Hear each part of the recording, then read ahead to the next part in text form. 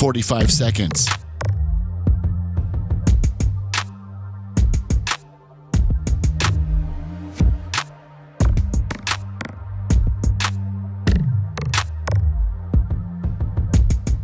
$30 seconds.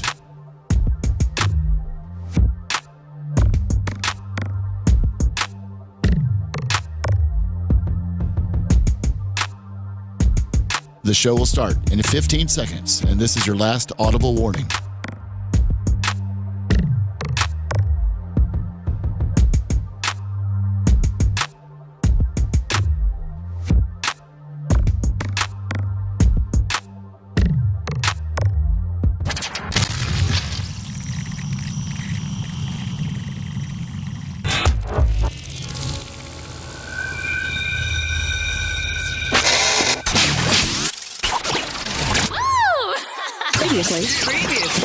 Previously on the Bubba the Love Sponge show. Everything on the left. Everything, so you're taking every away team. So however you wrote down, okay, everything on so the left. So, for instance, Minnesota at Pittsburgh. Minnesota's on the left. You're taking Philly at Tampa Bay. I'm going to have to go with Tampa Bay. Oh, man. All right. But then everything else, you're going. Everything else is on the left, man, because the left is just whooping us, man. We really got to stand up for something here shortly in life. Wow. You're listening to the Bubba the Love Sponge show. Broadcast rights for the Bubba the Love Sponge show have been granted to this station by the Bubba Radio Network and is intended solely for the enjoyment of our listening audience. Any rebroadcast, retransmission, or other use of this production without the express written consent of the Bubba Radio Network is prohibited.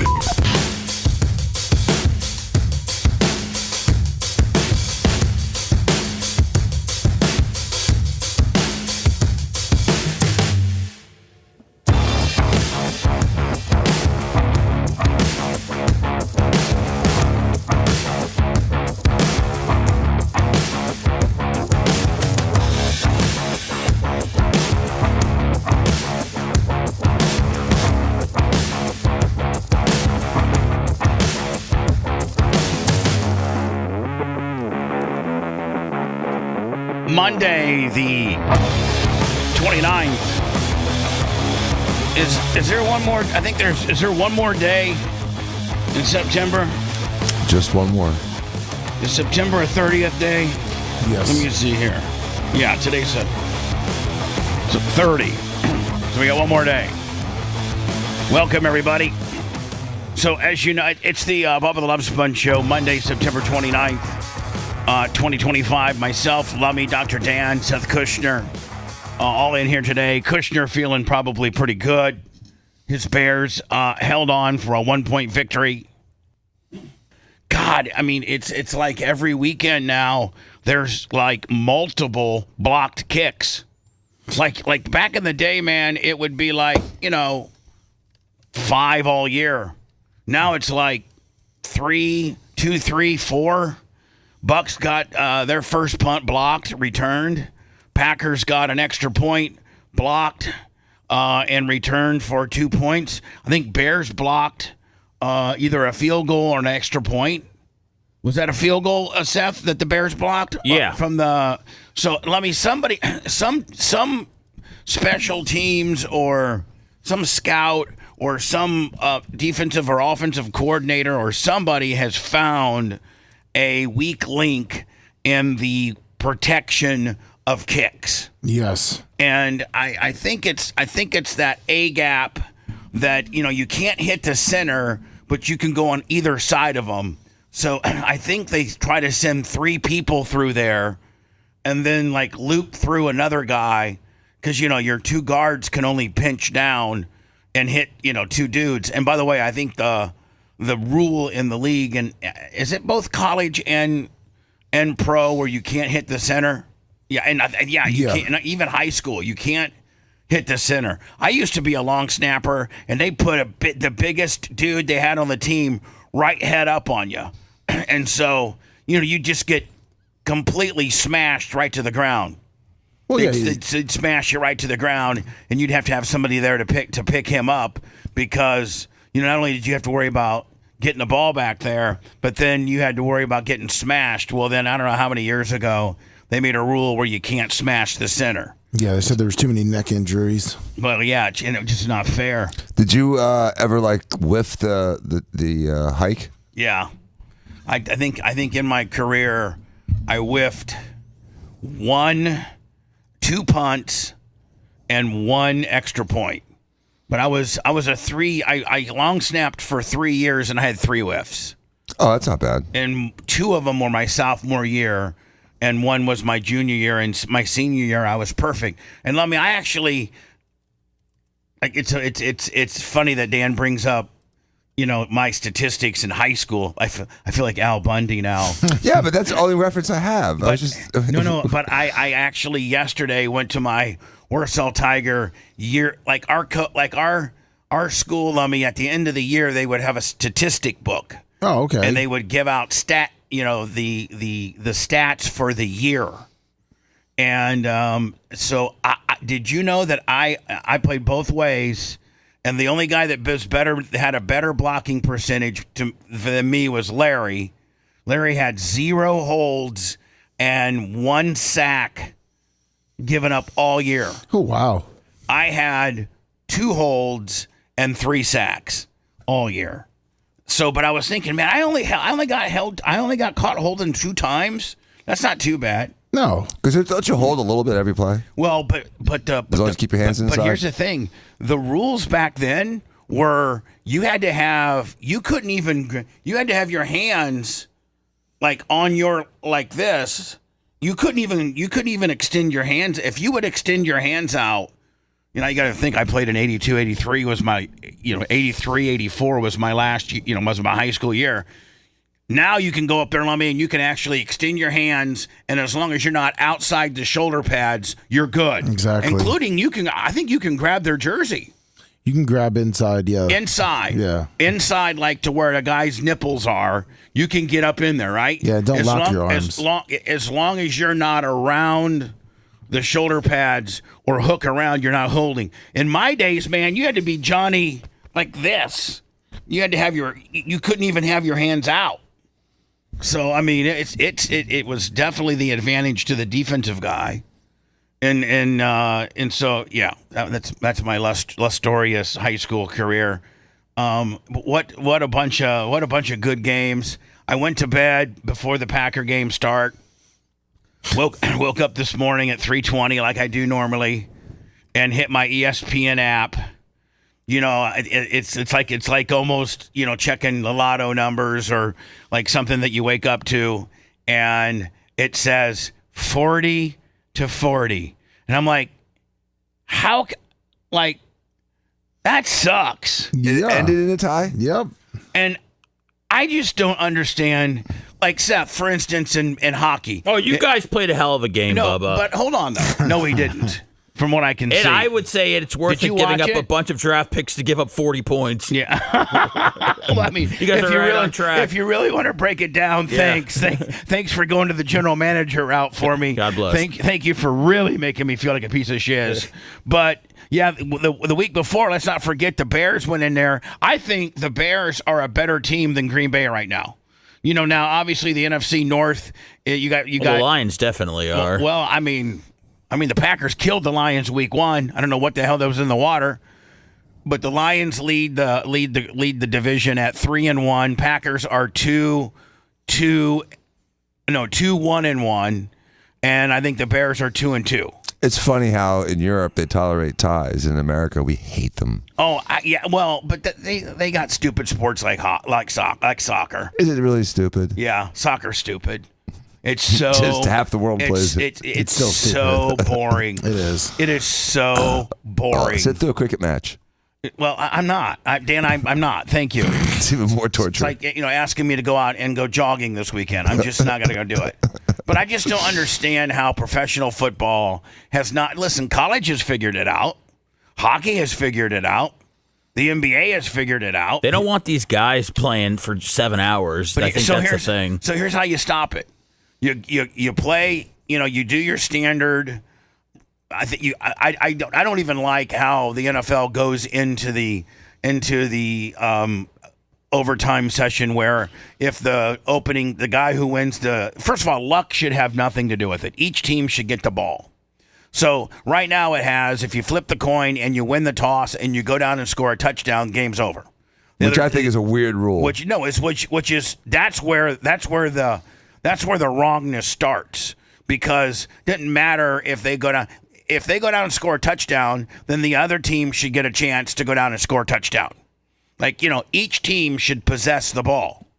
And so then no, it changed because even if they do score a touchdown the first the other team still gets possession. All right, so okay. That changed this year? Yeah. All right. So then they got a 5 minute. Now, does the clock ever stop?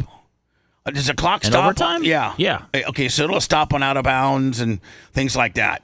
So they go then, and then you keep going back and forth. No, let me until the clock runs out. And if you keep going back and forth, like with Dallas, I think Dallas went down and scored, and then Green Bay went down and scored, and it was over. All right. Dallas went and kicked a field goal, and then Green Bay got the ball. Yep. They went down and kicked a field goal, and the time was over. And after the 5 minute overtime, then the National Football League does not have an extension past that. They'll settle for a tie. Whereas, like, if you go to NHL puts, I think, correct me if I'm wrong, Seth, you're the hockey guy. I think the first round of overtime, the clock gets set to 5 minutes, and it's 3-on-3, and it's like the first team that scores. Yes. And then if there's no scoring in that 5 minute period, then we go to my absolute favorite, the shootout. And at that point, man, that's exciting. So I think that the NFL should go to a shootout type deal with field goals. Now, since Seth brought up an interesting point, the CBA, the Players Association, they don't want these guys out playing extended amount of times. So, like, how often do you see somebody get hurt on a field goal? Not very. I mean, it's not very much. No. So what you do is, if you have a tie after the 5 minutes, like they did yesterday with the Packers in Dallas at 40, then you go and you flip a coin, see who gets to kick. And at that point, Lummy, you can either defer or kick first. You know what I'm saying? Yep. And at that point, you put the ball on the 40. That's a 47-yarder. And one team lines up and kicks and see what happens. Now then the other team gets to put the ball, and you know what? You kick the same direction for both teams, so that like no weather or wind has any advantage to either team. You kick the same direction. So you start on the 40, both teams kick. Let's see both teams make it. You keep moving it back 5 yards. Then you put the ball on the 45. Team kicks. Boom. Then you put the ball on the 50. Now let's not forget, there was the Bucks guy made a 65 and 58-yarder. Yeah. So like putting the ball on the 50 nowadays and a 57 to 58-yarder really isn't, I wouldn't say that big a deal, but really isn't out of, like, back in the day, man, a 57-yarder would be like, the entire league would be like, oh, now it's like, your field goal kicker is got to be proficient after 50, because the game has changed now, where that was the threshold of, like, that you wouldn't go any further than that. 50, 55, like that'd be the furthest. Now we're arguably in the 60s. Yes. Right? Yeah. Now we're like, 60 is not out of the realm. And when do we get to 70? Because some of these, like that 65-yarder that the guy from the Bucks made last night, that might have been a 70. He might have hit it from 70. I mean, hit it from 67, 68. Yeah. I mean, he had a few. Okay, so if a guy's hitting 65s and he's got 67 in him, you're not far away from the next generation of kickers being 70-yard guys. And so you just keep moving it back. Eventually one guy's going to miss. Like, you start getting. But what if both guys miss, and you get to that point where it's like pole vaulting, where you put up to 10 feet, and all of a sudden both guys miss. All right, then they keep the ball there, and they just keep trying from there. They just keep going. There's no way I'm paying Joe Burrow and Josh Allen $200 million guaranteed for a game to come down to a field goal kicker. I mean, you make an interesting point. I'm just saying, I'm not. I don't know how there's any chance that a bottom of a roster guy is going to ultimately decide the fate of your entire game. Well, I mean, how many times does that happen in the NFL already outside of overtime? Every weekend. It does happen a lot. Every game, every college game, almost every good game. Less blowouts come down to a kick. I mean, God, we could go through yesterday's. I mean, okay, here we go. Seahawks Cardinals came down to a kick, 23-20. Vikings Steelers came down to a kick, 24-21. That's why the Patriots did Vinatieri, because they saw how important that was. I mean, the place kicker is one of the most important guys in the team. Gramatica was instrumental in the Bucs winning the Super Bowl. I'm not saying kickers aren't important. I'm 2002. just saying I don't know if I'm going to take my entire season in a game and hinge it upon a kicker. I know, but they do already. Does already. But they already do. Giants Chargers came down to a kick. Let me see. Bears Raiders came down to a kick. Packers Cowboys came down to a kick. Boy, I like that. Don't get mad at me, Seth. I do like that guy from Boise State, the running back for the Raiders, that little guy. Yeah, his first good game. Was it Gentry? Genty. Phew. He looked like a little Barry Sanders out there, did he not? That's I guess. You look a little battering ram, like a little one. Like how tall is he? 5'8"? 5'7"? 5'9". Hello, who's this? Oh, had somebody on. Hi, who's this? Yo, Bubba. Yes.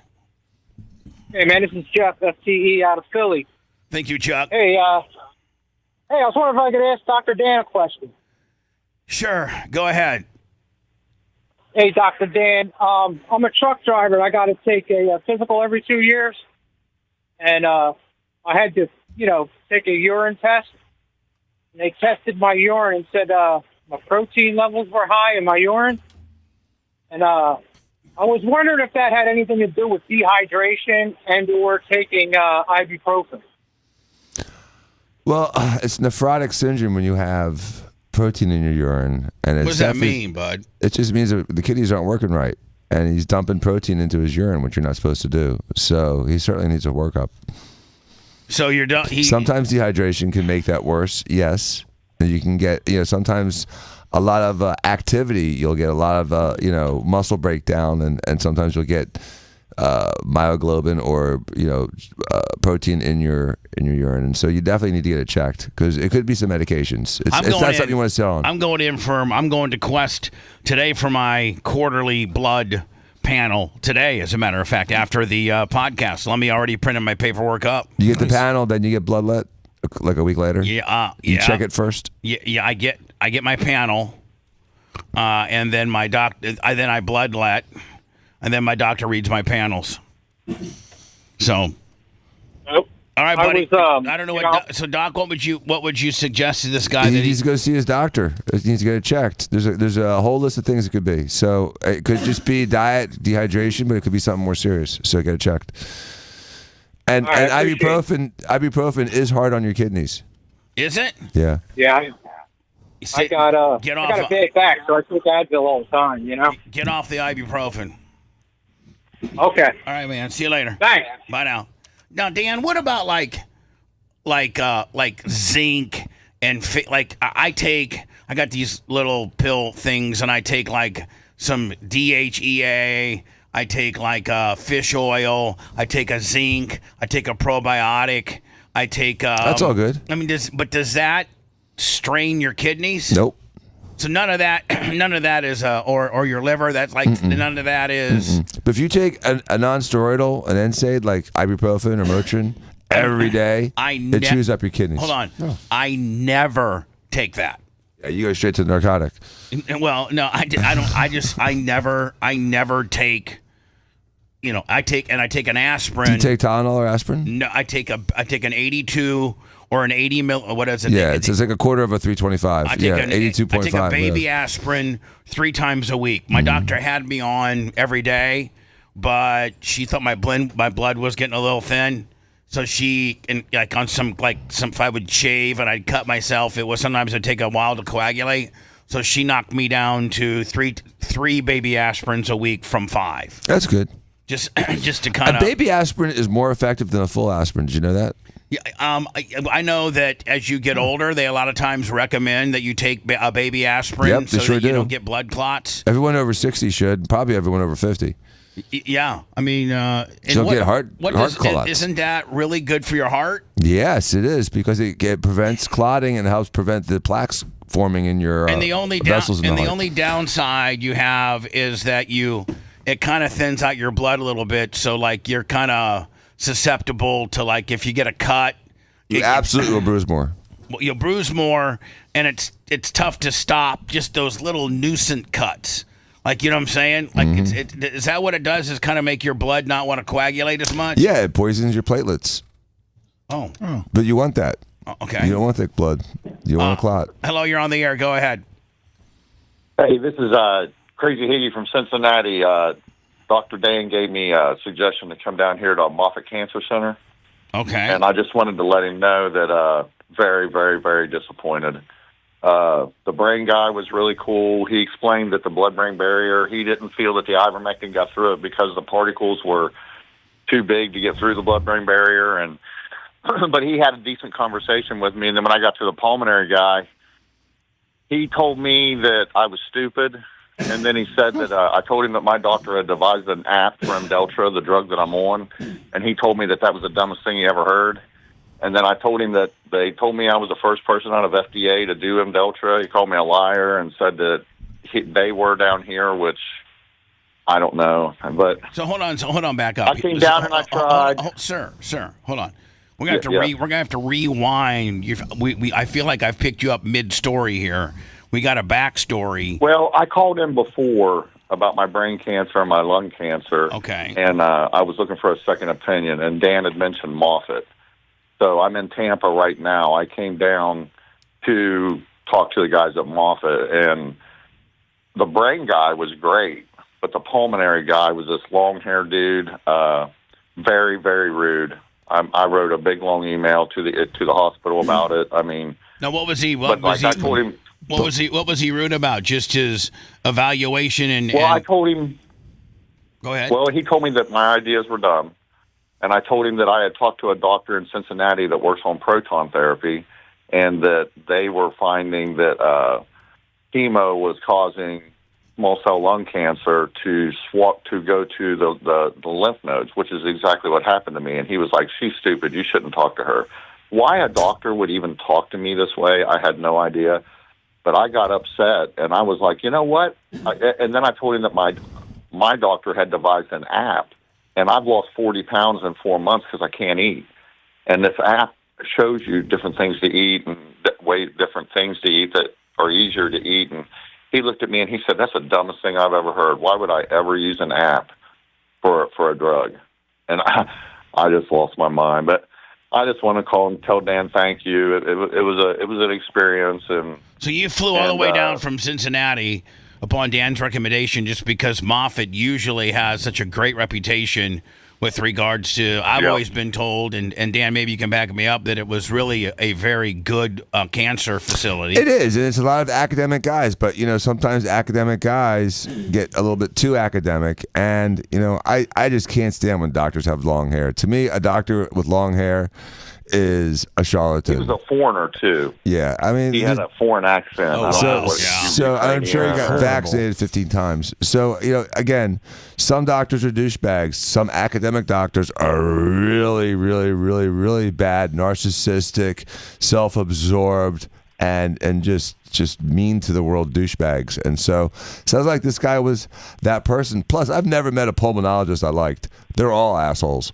but because it's such a crappy field to go into. My cancer's gone. I'm a lung doctor. That's what I kept telling him. My cancer's gone. So if my doctors are stupid and he questioned why they didn't do radiation along with the chemotherapy on my lungs, and I questioned that also. So I mean That was one good thing he said. But then, when he said that my doctor was stupid to come up with an app for doctors to use on the drug and stuff, I just thought he was very arrogant. It's just disrespectful to his profession to be in there with long hair and look like a douchebag and be an asshole to his patient. What I'm saying, Dan, is there like some type of bedside protocol manner where you're not supposed to kind of talk bad about your fellow doctor to an extent where you should probably just say, I don't know if I would have treated it that way or not, but like not flat out call another brethren of medicine a douchebag. He said I wouldn't listen to that guy anymore.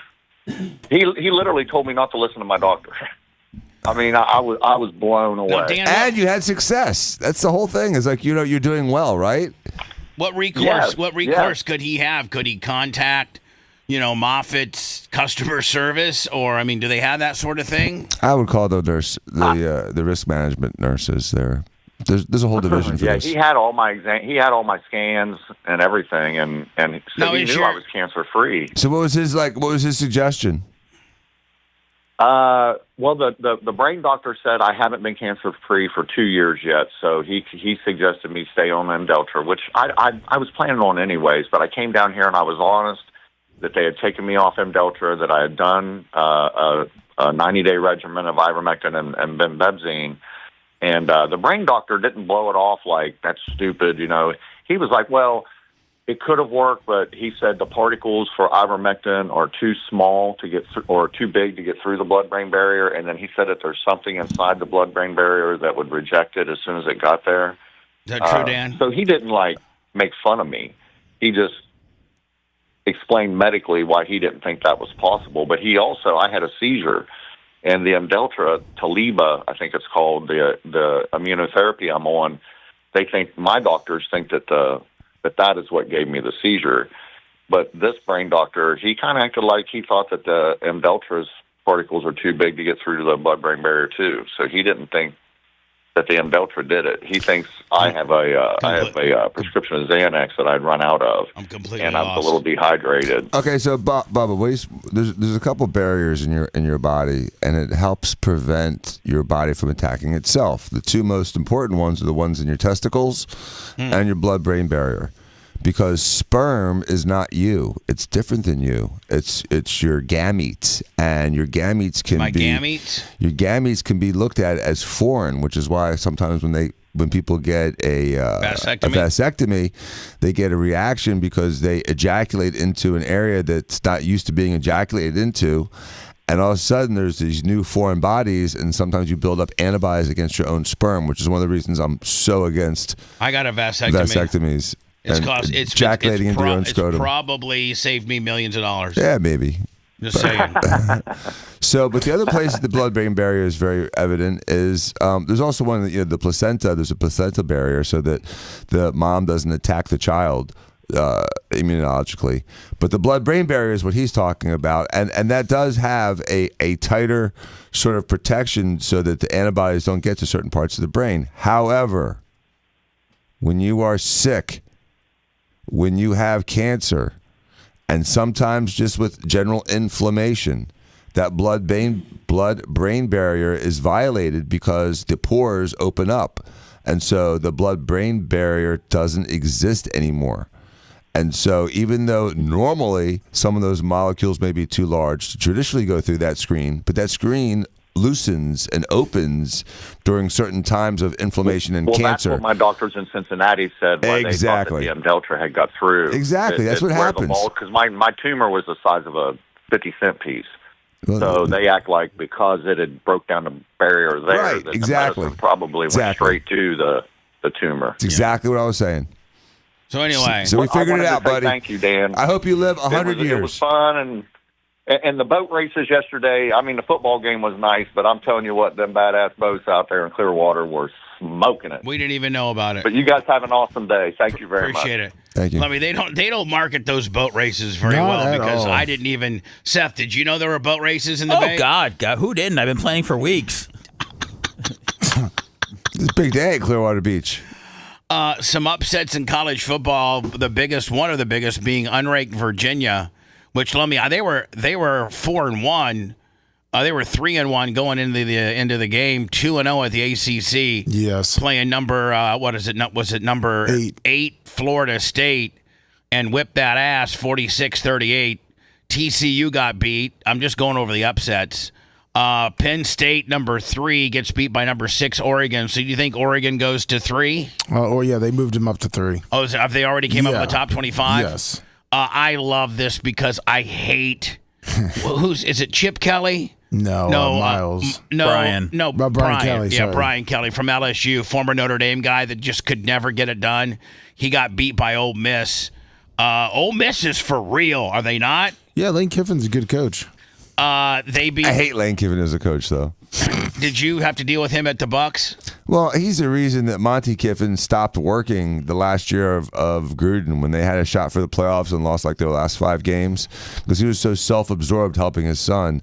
And then Lane Kiffin's made tens of millions of dollars getting fired because he sucks so bad at so many different colleges. So I'm not a huge Lane Kiffin fan. Anyway, that 13 Ole Miss beats number 4 LSU. Alabama 17 beats Georgia. I mean, there were some huge upsets, were there not? Yeah, there were. And I think that's about it, really, to be honest with you. I'll tell you this. I was watching one particular game, the Georgia Tech. Talk about getting screwed. Georgia, did anybody happen to watch the Georgia Tech Wake Forest game? I watched the beginning of it. I did not watch the end of it. I flipped through it for a second. Oh, my God. They got so screwed. So so Wake Forest is up, I think by 2, and there's like 47 seconds left, and it's fourth down, and Wake Forest is trying to get the Georgia Tech guys to jump offside so they can have a free play. All Wake Forest has to do is run the clock out. Yeah. Like literally, no, it's and all they have to do is run the clock out because Georgia Tech doesn't have any more timeouts. So literally, all they have to do is punt the ball. And they line up like in the shotgun deal because they're trying to get. I think the call was if you can get them to jump because it was 4th and 5. So if you can get them to jump, it's a free play. We got a first down. We're going to win the ball game. It's done. So they had no intentions of snapping the ball. They were just going to hard count. And sure enough, they hard count it. And Georgia Tech jumps. The center snaps the ball. Now the ball's in play. They don't call the guy that was in the neutral zone, or they say he got back, but he didn't. So the quarterback's freaking out. He just throws the ball down the field. They're like on the 50. He throws the ball down the field. It's an incomplete pass. Clock stops at like 31-29, something like that seconds. Gives Georgia Tech enough time to reel off 2 little quick, outside slant deals. They go and kick a field goal and win the ball game. And had the referees, threw the flag of the guy that was in the neutral zone and jumped off sides, then they would have gotten the 5 yards. I saw the coach explaining, we weren't going to run a play. Like, our play was to run the clock down to 0, but since the guy jumped in the neutral zone, we had to snap the ball. Because if you don't snap the ball, Lummy, when he's in the neutral zone and he gets back, it's not a violation. Yeah, exactly. So the only reason they even snapped the ball was because the guy was in the neutral zone. They didn't call the neutral zone violation and then basically hand-delivered it to Georgia Tech. I would have just been beside myself. What's the new top 25, Lummy? Does it have it rankings? Yeah, rankings. Right here? Yep. Let's see. These are the new ones? Yes. Ohio State 1, Oregon 2, Miami. Miami's for real, aren't they? They are. Yeah. They play Florida State this weekend. They do? Yes. Where at? Tallahassee. What am I getting here, Lummy? I don't know. This looks bad, doesn't it? Okay, hold on. Old Miss number 4, Oklahoma number 5, Texas A&M. All these are undefeated. The first team that's got a loss is Penn State at 7, IU at 8, Texas at 9, Alabama, Texas Tech. Georgia slipped from second or third down to 12th. Yes. LSU went from 4th to 13th. Is there Georgia Tech? They're undefeated. Yeah, Vanderbilt's undefeated. Missouri's undefeated at BYU. Did you see Deion's they choked it. They choked it. I thought it was going to be an upset. Does anybody think that Deion could be in jeopardy?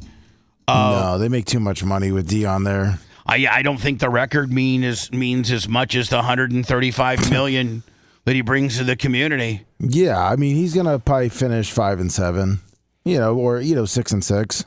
Which is, listen, when you're making that much money and you're, 500 is better than 1-10. I'd love to see them deliver on some victories, though. I would, though, too, Seth. You're right. There's been a lot of hype coming out of Colorado since that first season, and I we did lose the Heisman.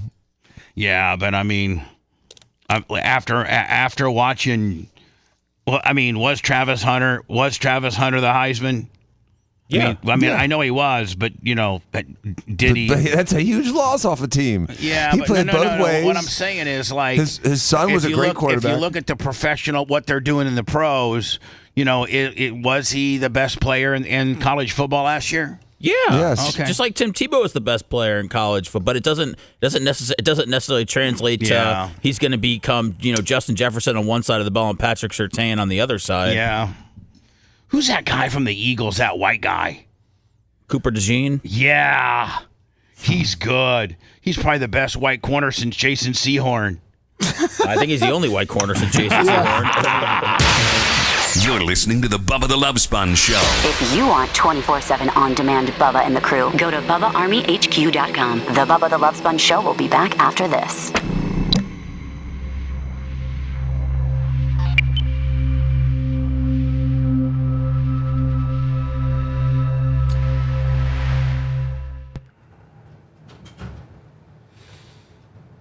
Good morning, Bob Cook, pro wrestler, Bubba the Horse Warrior, King Bowers, Big Buck, Scott Weber, Charles Evelina III. Man, when have you ever seen the headline that 3 people died in an Arizona flood? I didn't see it. What? I didn't get that. No. I just saw it on the news. I didn't even know it rained out there. Yeah, not to that extent, right? I don't know what happens. Florida's East Coast. T. Roy Lee. 305. What's up, CC Hall? Fuck you.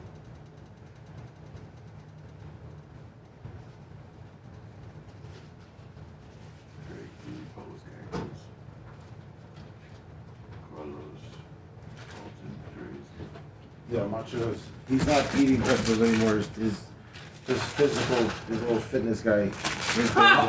I just ordered his 4 bags. Oh, okay. Well, You said his little fitness guy. Put him in the refrigerator. Oh, well. His fitness guy. Nick, young guy.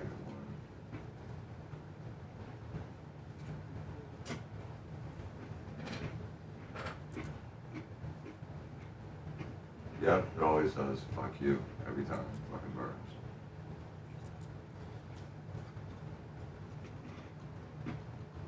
You get the Dave Portnoy stuff. So chug it up. Bulldog. Ginger. You sure will. Jack it on. I didn't get him, bud. Mad Dog. 13R1. Maybe I didn't send it. You want me to go on? TNT. No, I can just what I'm just looking for. Yeah. Oh yeah, here, I'll send it. F-T-E-N.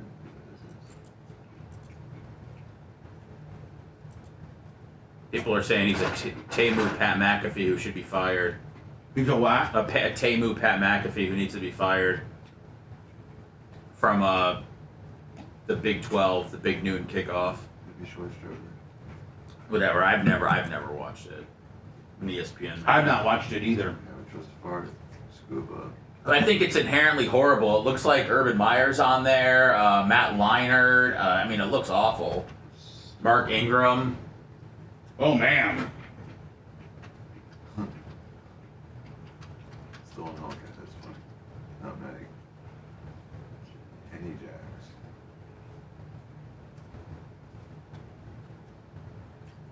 Shady Jeremy. Sorry, I was up week. I'll probably cook people's spreads and stuff like that. And I really apologize for that.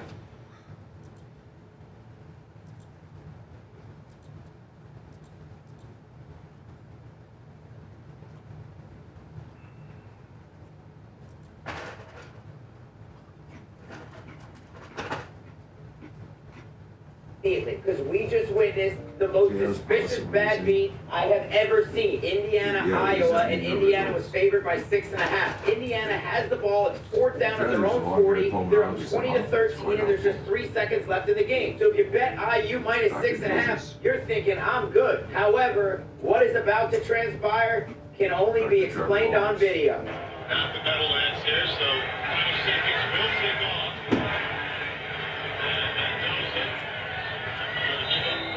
Now take another look at this and understand why this is so sus. Understandably, Indiana wanted to run a play that would last 3 seconds so they can end the game, as they should have. However, Indiana's undefeated still, right? Bro did not need to run 40 yards back towards his own end zone and take a safety to do it. Look where he was on the field when the clock ran out. Bro was still at the 20-yard line. He could have slid down right. Indiana still won, right? Yep. They're 5th now. What? They're 5th. No, they were ninth. They're ninth. They're 5-0. They sure did just about from Davenport. Looking at it.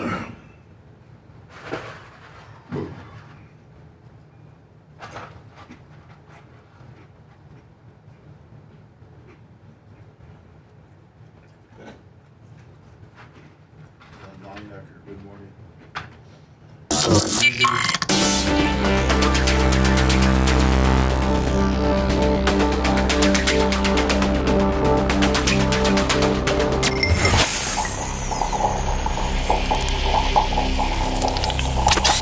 Broadcasting live from the Aquabedo studios. Aquabedo.com/Bubba. It's the Bubba the Love Sponge Show.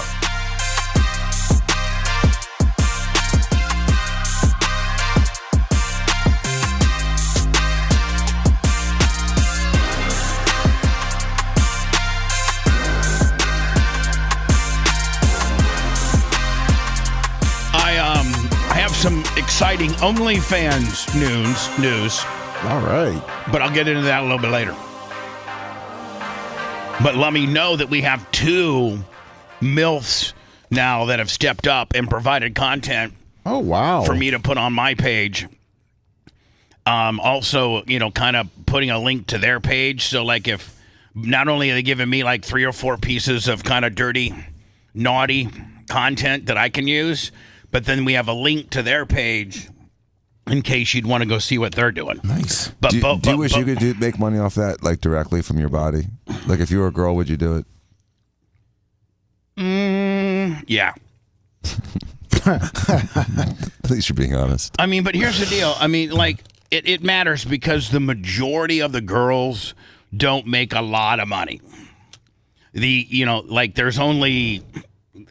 Really? You either had to get in really early or be real young, like a day over 18. Like who was the Cash Me Outside bitch? Remember the Dr. Phil? Yeah, Bad Babby. Yeah, but she makes there's just you got to have some kind of gimmick, or you got to be so effing hot, so or if you were so naughty. So if you were 20 and pretty hot, what would your gimmick be? Just probably dildoing myself. You'd be the dildo queen? Yeah, because at that point you still got a little bit of insulation where you've not been doing I don't know if that doesn't affect your vag score in your mind. Yeah, they can't call you a slut if you're just running now. If you're on OnlyFans. If you're on Only, yeah, but hold on, there's 2 levels of slutness. Yeah, there's 3 levels of slutness, Dan. There's also 3 levels of people on OnlyFans. But hear me out on the 3 levels of slutness as a girl. 1. If you do just yourself, like if it's just you, suggestive, not even showing like your vagina. There's like that. There are people that do OnlyFans and have like classy pages. Let's go 4 then. So there's 4 levels of slutness.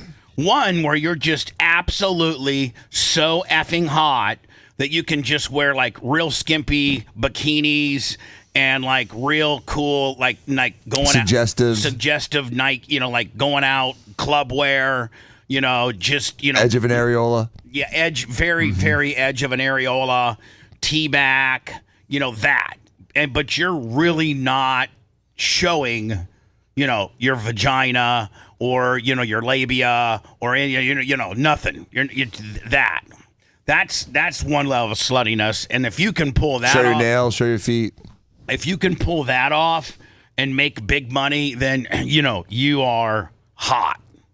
Then you got the next level, which is, showing your boobs and showing your vagina and showing your ass and, playing with your, like using, let's say this so I don't get in trouble, using toys. Yeah. Just toying yourself. Right, but the it's toy just, store. It's just you and this is like the monkey rocker, or it's just you and the Hitachi, and it's just you with the F machine. Like, let me, one of the girls that actually both MILFs that sent me video this week that's just on our OnlyFans are using toys. They're toying themselves. Oh, nice. Then, Dan, you go to, that's level 2.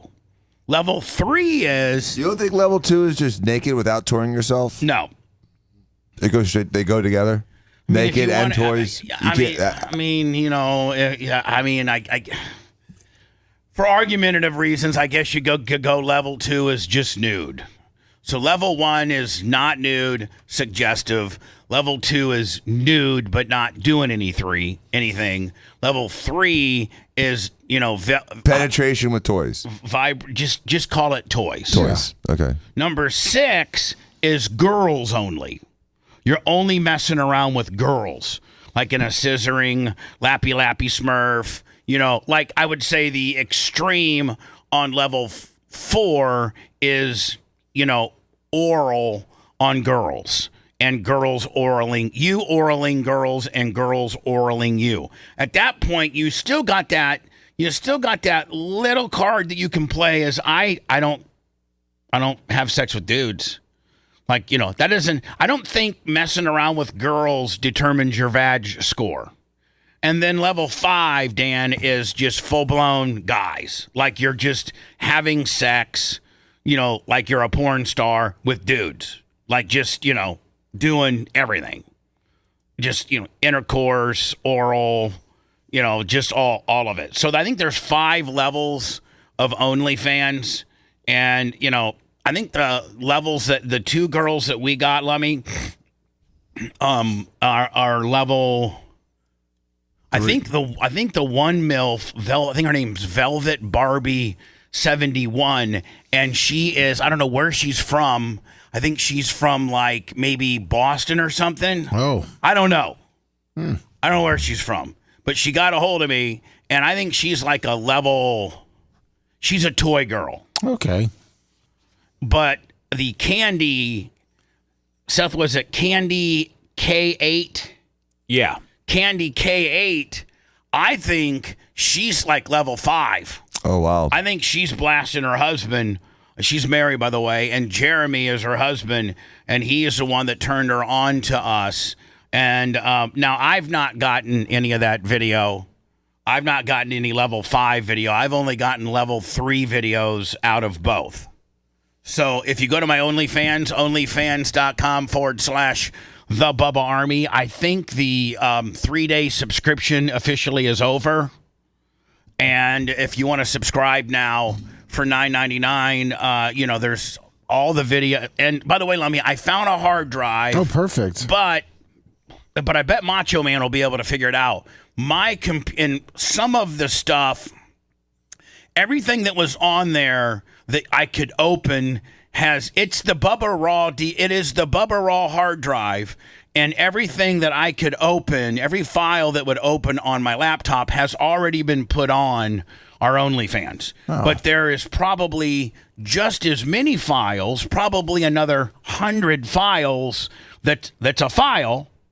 But when I go to open it, it asks me like, what application do I want to use? And like, I obviously don't have the right software to open it. Now, my question to you, or to maybe Macho Man, if he's listening, does that mean that it exists and you just got to find the right software to open it? Or does that just mean it's like, corrupted and can't be opened? Well, if I could see it, I could see the file extension. I'm sure Gary might be able to open it if I can't. Okay. So we just need to get a screenshot of like the directory. Okay. For him. I got to have the merch crick bring that in. Perfect. When she comes in, because there's a bunch of files that I could be putting up there that I think that I know is a file. It just won't let me open it up. Yeah, and also they might have been saved, on the way that he was editing them, One-Eye Terry, or something like that. So, the other thing is this. Hi, who's this? Hey, Bubba, it's Dave West Palm. Hey, Dave. Make it really quick, okay? No, I'll make it quick. I was going to say I'm done with the NFL. I just saw this morning that Bad Bunny is going to be the halftime deal for the Super Bowl. Macho's pretty happy about that. Macho might watch it. Is Bad Bunny like a furry? I think Bad Bunny's like an EDM guy. Oh, is he? I don't know. Is he doing a bunny outfit? Seth, what's Bad Bunny? He's like Latin. I don't know if I'd call it like Ricky reggaeton, Martin? but Ricky Martin? No. He's a Puerto Rican rapper? He's massive. Yeah. He wrestles. He does it all. He does? Just married Selena Gomez a couple days ago. Oh, that guy. Which he kind of Benny Blanco. He might be. Dave. Quit being so white and from West Palm. Open up your ethnicity horizons a little bit, my friend. Be filled with big booty Latinas. Jay-Z needs to get out of just determining who's going to be the halftime entertainment. Who should have played? Who should have played? Who would you rather have? I would say get like a country genre in there. Whether it be, you could go any number of different ways. Country genre, you could do heavy metal, get Metallica. You could do so many. But they've done hip hop for 10 years straight. Can't they do another genre? They have done hip hop for 10 years straight. I agree. They do need to mix it up. They really do. I agree. And I think the Super Bowl can have two genres. I think you can have two artists. I really do. I think you can give them, because they go 20 minutes. I think you can go 10-10 and have, make everybody happy. Go like country rap, or go like hip hop rock, or do, something, I don't know, something like that. Just have Taylor Swift do it. Well, I don't think she would do it. Why wouldn't she? Because it's she free. Already done it once. She already did it. Well, she's already been there. She's already been there, done that. She's so big, Dan. You know what? She's one of the very few artists that say, I don't need the Super Bowl. Most artists, thanks, Dave. Most artists need the Super Bowl because it's like a zillion hits to your infrastructure. Taylor Swift's like, I don't need the Super Bowl or the nonsense. So here's my idea.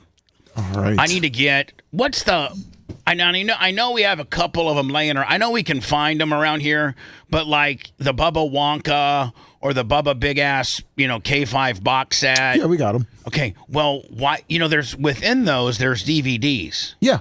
Gary has them all. He's uploaded them all. We have everything.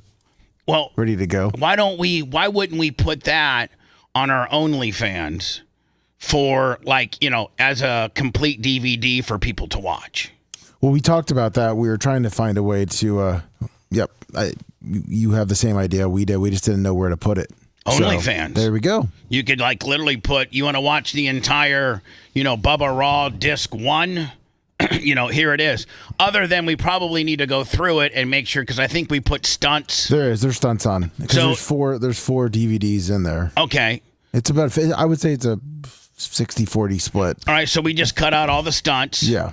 And then have, an actual, instead of putting each, well, you know what, we probably need to talk about this off the air. Yeah, we were talking about that actually on Friday. Do you interact with customers on OnlyFans? What do you mean? Do you text them back and interact with them? Yeah. You do? Well, they can message and things like that, and you can do specials and give them things like that. So I'm trying to learn how to interact and how to give somebody a month for free and things like that. Now, we just did a thing on Friday that the first 100 people that signed up for that registered for my OnlyFans got it was the weekend. It was the weekend for free, right? Yes. And all 100 of them, went pretty quickly. Macho, do not show this on TV. Please do not show this on TV. 10-4. Okay, 10-4, got it locked down. Here is the here is the Velvet Barbie 71 that got a hold of me. And you guys can see there's some of the things that she sent me. Looks like she sent me 3 pieces of content, as you can see. Oh my. Yeah, and she is let me see if you look at her. I am a goddess, and there's only one of me, and she is a day trader with a passion for the stock market, dominating simps and being real. My weekly detailed analysis of my swinger trade of the week can be viewed and discussed here. I'm 54 and fearless. My goal here is to make you harder, happier, and smarter. Sounds good with me. My OnlyFans gives me a glimpse of, you can read it. You guys, I mean, obviously, you can't read it because I'm not publishing it. But this Lummy is this is our MILF. This is our one MILF. She's actually beautiful. She is. Very. And then you don't hear me throwing out compliments often either. Yeah, you don't. And then here's our other one. This is the Candy K 8. There's 7 others. And she was. This is her. And so both of these girls have given me content. Dan, here is the content that I'm not even turning the. Well, maybe I can turn the audio up. I guess there's different levels of level 3. Now, this is a level 3. So what's your favorite level, Bubba? I like level 3. Like maybe a level 4 with a girl on a girl, but we have not got that. You don't need 5? No, I prefer. I don't even want to see 5. Right. All right. So as you can see, Lummy, we have two. Remember, I got on there and I said, hey, what would be cooler than us to have our own Bubba Army OnlyFans, which is onlyfans.com. And then we have, I specifically threw out there, I'm not looking for like an 18-year-old or anything like that's a little creepy. I'm looking for MILFs that want to give us a little bit of free content. And then we put a link up to, on our page for for the Bubba Army to potentially go and be a subscriber on your page while, kind of like a content, like sharing content. You know how they do that? Yeah. Yeah. So we're collabing, sort of? Yeah, we're doing collabos. So you can do some foot collabs? What do you mean? You got sexy feet. Since when have you been looking at my feet? I've seen pictures of your feet. I've seen your feet. You got nice feet. I don't know if you can do feet once. Yeah, you got some sexy toes. Dan, why are you trying to get into my toes? I'm not getting into your toes. I'm complimenting your feet. I don't think people want to see. You've got nice damn feet. No, the answer is no. No, I'm not doing it. You got sexy feet. So what I am looking for is I'm looking for any other, we're now the Velvet Barbie 71, she got a hold of us. But the Candy K8, her husband got a hold of us and said, my wife listens to the show and she'd like to, provide you what you wanted. And what we threw out there was we're kind of our OnlyFans, we let Detroit, it got clear down to 1 subscriber. Yeah. Because we had stunts on there. Now you can literally show yourself getting blasted by Lexington Steel, and that's okay. But God forbid that we're shooting paintballs at Tom the Tree Man. That's illegal. Yeah, causing bodily harm. So we got kind of our page shut down a little bit, and we went in there and scrubbed all the stunts off and just made sure that we put up girls that we had 2257 release forms on, and a ton of Janessa Brazil, a ton of Naughty Alicia, a ton of Acura, a ton of Stormy Daniels, all the chicks that we had stuff up. We kind of rebuilt it, and then I kind of forgot about it for like a year, and it was doing literally $7.99 a month, because when they charge $9.99 to be a member of our OnlyFans, they take 2 and give us $7.99. So they take $2 on every one of our subscriptions.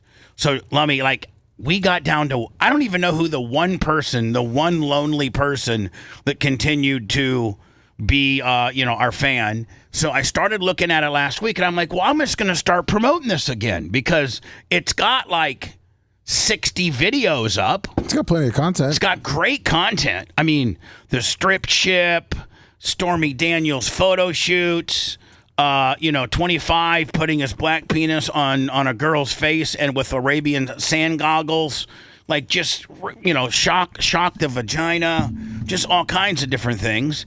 And we started promoting it. And then Friday I said I'm going to give 100 free subscriptions out for 3 days to let people watch it and look at it over the weekend. I think that converted pretty well. And then also on Friday or Thursday, I threw out there, if there's any girls, and I didn't think we would get any, let alone 2.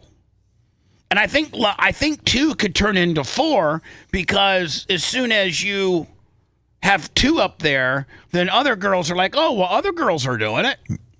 Yeah. So, and the 2 that we got are pretty hot.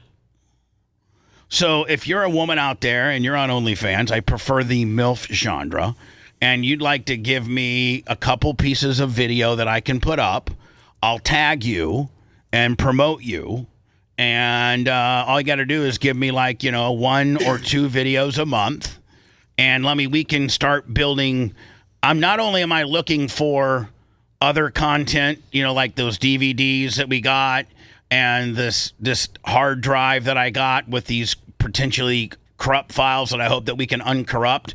So I think I'm going to have on our end a ton of new video and new content. But and that's the Bubba world, and most of you have probably seen or heard about whatever I'm going to put up. But what about if we can kind of expand and get into that amateur MILF world as well, where we got a certain amount of these, amateur MILFs out there that are providing us with a couple videos a month just to promote their page. Yeah, and their Bubba Army. Yeah. So I need to get these girls' addresses and maybe send them some Bubba Army sexy tank tops, and they do some videos of being naughty, what would be hotter than that girl that was using the F machine, if she had a Bubba Army tank top with her boobs spilling out on either side. Yeah. To close out this segment, by the way, so if you're an OnlyFans girl and you'd like to get a hold of us, what is our... Well, you can just email us at the OnlyFans. You know what I'm saying? Yeah, there you go. You have an OnlyFans account, so just email me on our OnlyFans page, which is onlyfans.com/The Bubba Army, and tell me that you'd like to, be a Bubba Army MILF. And I'll promote you, and we'll have a good old time. Thursday started with the Seahawks over the Cardinals. Is Aaron Rodgers back? I mean, did the Steelers kind of build the offense around his skill set, much like the Bears have done with Caleb Williams, and have set him up for success? Is he doing good? Yeah, he had a decent game. It was over in Ireland. It was like the 9:30 game, right? Yeah. You got the Vikings that are with Carson Wentz, who, his stats looked a lot better than I thought he played. But, the Steelers are going to make the playoffs, most likely. Steelers 24-21, but they always make the playoffs, but they don't go any further. Well, he's going to choke just like in, his old habits and in the tradition of the Steelers. He's going to choke just like he's always choked. He's going to give these fans a false sense of joy, and they're going to all go home crying by the first round of the playoffs. Falcons, that was a little bit of an upset, wasn't it? Falcons over the Commanders? Nah, but they got Mariota playing on the Commanders. They do? Yeah. Who was their number one guy, the Daniels guy? Yeah, he's hurt. I think he comes back next week. Bills over the Saints, Lions over the Browns, Patriots. Are the Panthers that bad? Yeah. Yeah, they're bad. They're not as bad as the Titans, but they're bad. Who's that rookie quarterback they got? The Panthers? Yeah, he's in his third year now. What's his Bryce Young? Is that who he is? Yeah. Second year. Giants over the Chargers. Eagles beat the Bucks. Giants beat the Chargers was an upset. Was that an upset? Yeah, they had their rookie quarterback. Giants were 0-3, weren't they? Yeah, they had Jackson Dart? Yeah, Jackson Dart. Eagles over the Bucks, which really was the difference of a blocked punt. Texans over the Titans. Man, the Titans. Didn't they get who did they draft for their quarterback? Was it Cam Ward? Yes. And is he kind of being an ass bucket? It's tough when the team that normally picks first is normally the worst team in the NFL. Right. The whole team sucks. Yeah, it's I don't think it's him. It's like when they picked Marcus Mariota, right? And couldn't do anything with him. Yeah. He sucks though. And that year it was Bucks 1 with Jameis and Tennessee 2 with Marcus. And they're both not well, I think Marcus Mariota started, right? Is Jameis still in the league? Yeah. He's a third string quarterback for the Giants. So he went did he go Bucks, Saints, Giants? No, he was on the Browns. Can't forget the Browns. So Bucks, Browns, Saints, Giants. No, Bucks, Saints, Browns. Rams over the Colts. I thought the Colts were going to win that.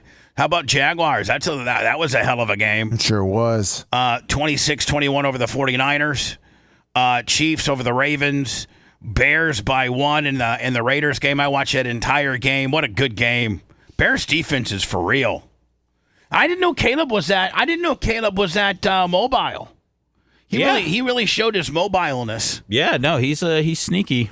And the Packers, yep, I'm not wrong when I say 40-40 tie.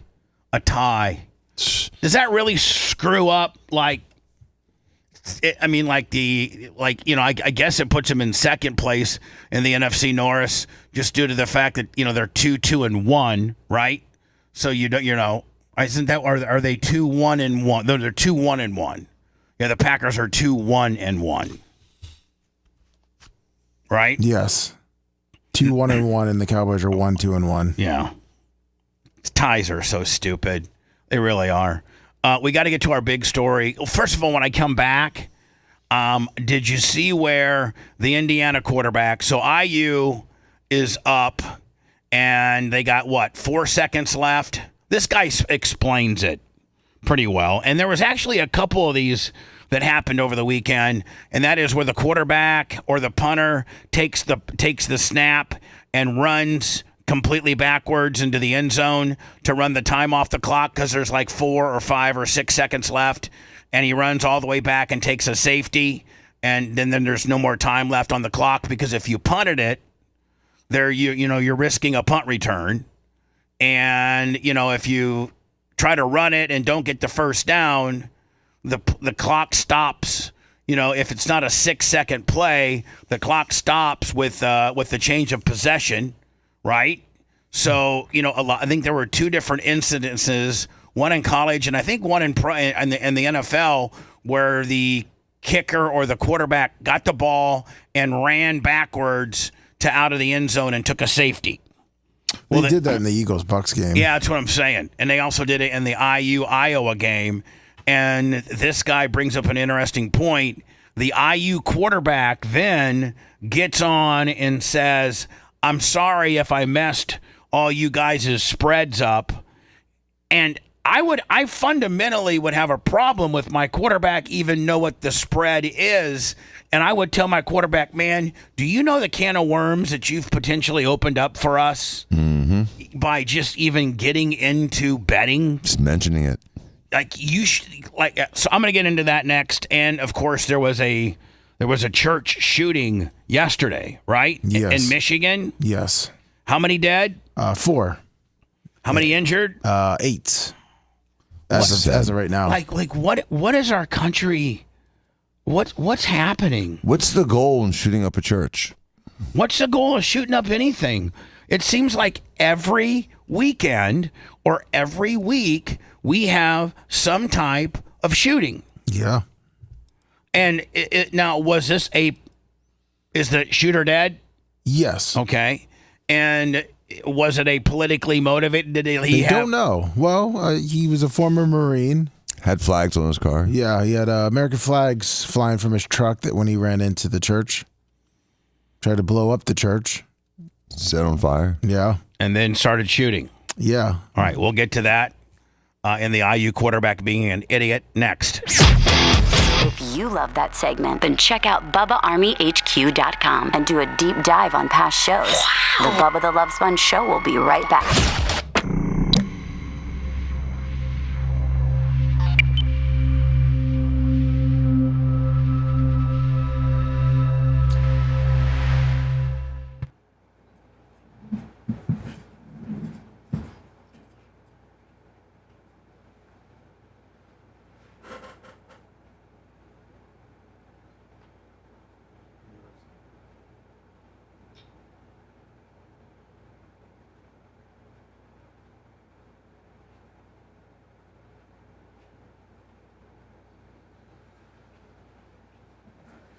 Flags on his truck with fake news. Not that I know. Box said it's fake. What about the Make Liberals Cry shirt? Is that fake? Make what? Make Liberals Cry. You said that? You had a shirt like that? Yeah. There, Richard.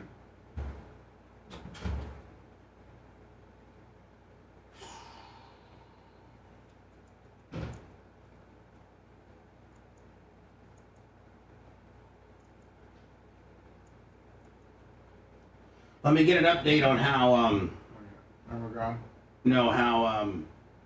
Gary's coming on my podcast edit. It's done. It's up. He was running it through. He came back with the yellow. That was before I went to bed last night. So it came back with what? Like sharing. He was trying to clear it through YouTube, like the monetization of it. And it hadn't. What's the? I haven't talked to Gary because it was late last night when it was being uploaded. And is it okay? Should I go to YouTube Studio? Yeah, and see if it cleared or not. I wonder what the. That's what we were looking to see. Yeah, it cleared. Okay, perfect then. Hour 41. Then we're good. All right, so let's not release it until I'm able to promote it. Okay. Yeah, we were gonna make it a premiere too. Well, he needs to make me a short. Yep. A real good short. Okay. And I'll play that for a couple days, and then let's release it on Wednesday. Wednesday. Okay. Where there is no. Yeah, we could just do a premiere or Friday. Wednesday or Friday. Let's say if we do it Wednesday right after the show. Yeah. So we get that still the people that are in there. Right, but I need to get that short. Okay. All right. Your go report only did 3,000. You didn't hit your algae. No, I didn't hit the algae today that time. I think it was starting, but it was already after the 30 minutes because it started to climb. You know, Jalen Hurts is going to throw for about 1,500 yards this year, and they're not going to lose a game. Yeah, I can't believe you for like 1,500 yards for the whole season. Dude, they don't. I mean, I don't. 160 yards. Yeah, they don't. I mean, I don't know what. Anytime he tried to throw it downfield, he couldn't. I mean, they weren't completing it. It was insane. It's I mean, I wouldn't. People call their offense boring. I wouldn't call it boring. I just think that they have a lot more firepower than you think, with especially AJ Brown. The Bucs were covering him pretty well yesterday. Yeah, I think AJ Brown had 2 catches. 2 for 7 yards. Like, you call it boring. I call it like efficient and smart. Yeah, I just don't. I mean, there's just it. Time of possession. If you look at it too, their time of possession is right up there. Like yesterday was just with the Bucs too, but their yards were just absolutely. No, dude, it's every. I can't look at their stats every week, but it's every week you would look at their stats and be like, oh, they definitely lost that one. Yeah, Saquon didn't really have anything crazy at runs. No, the Bucs. I mean, the Bucs played well. I mean, the Bucs shot themselves. That punt and then that first drive absolutely took the air out of their. That punt killed them. Yeah. And they didn't call a face mask. I don't think that was a fumble. Was that a fumble? His shin looked like it was down, but it was hard to The see. ground calls it? It doesn't matter. Ground can't. I thought ground can't cause a fumble. It was so close that it. Bucks are gonna have another shot at the Eagles later on in the playoffs. Yeah. We're gonna probably be our first rounder again. No, because the Bucks should win the division.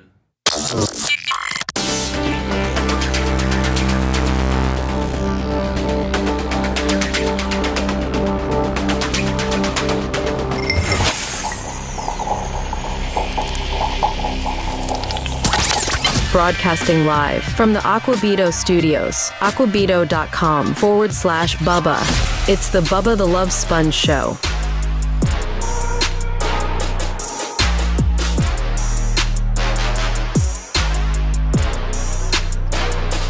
Don't forget, I think it was after the show, was it Friday or Saturday, that Apple TV, Google Play, and Amazon finally made the Video Killed the Radio Star documentary rentable.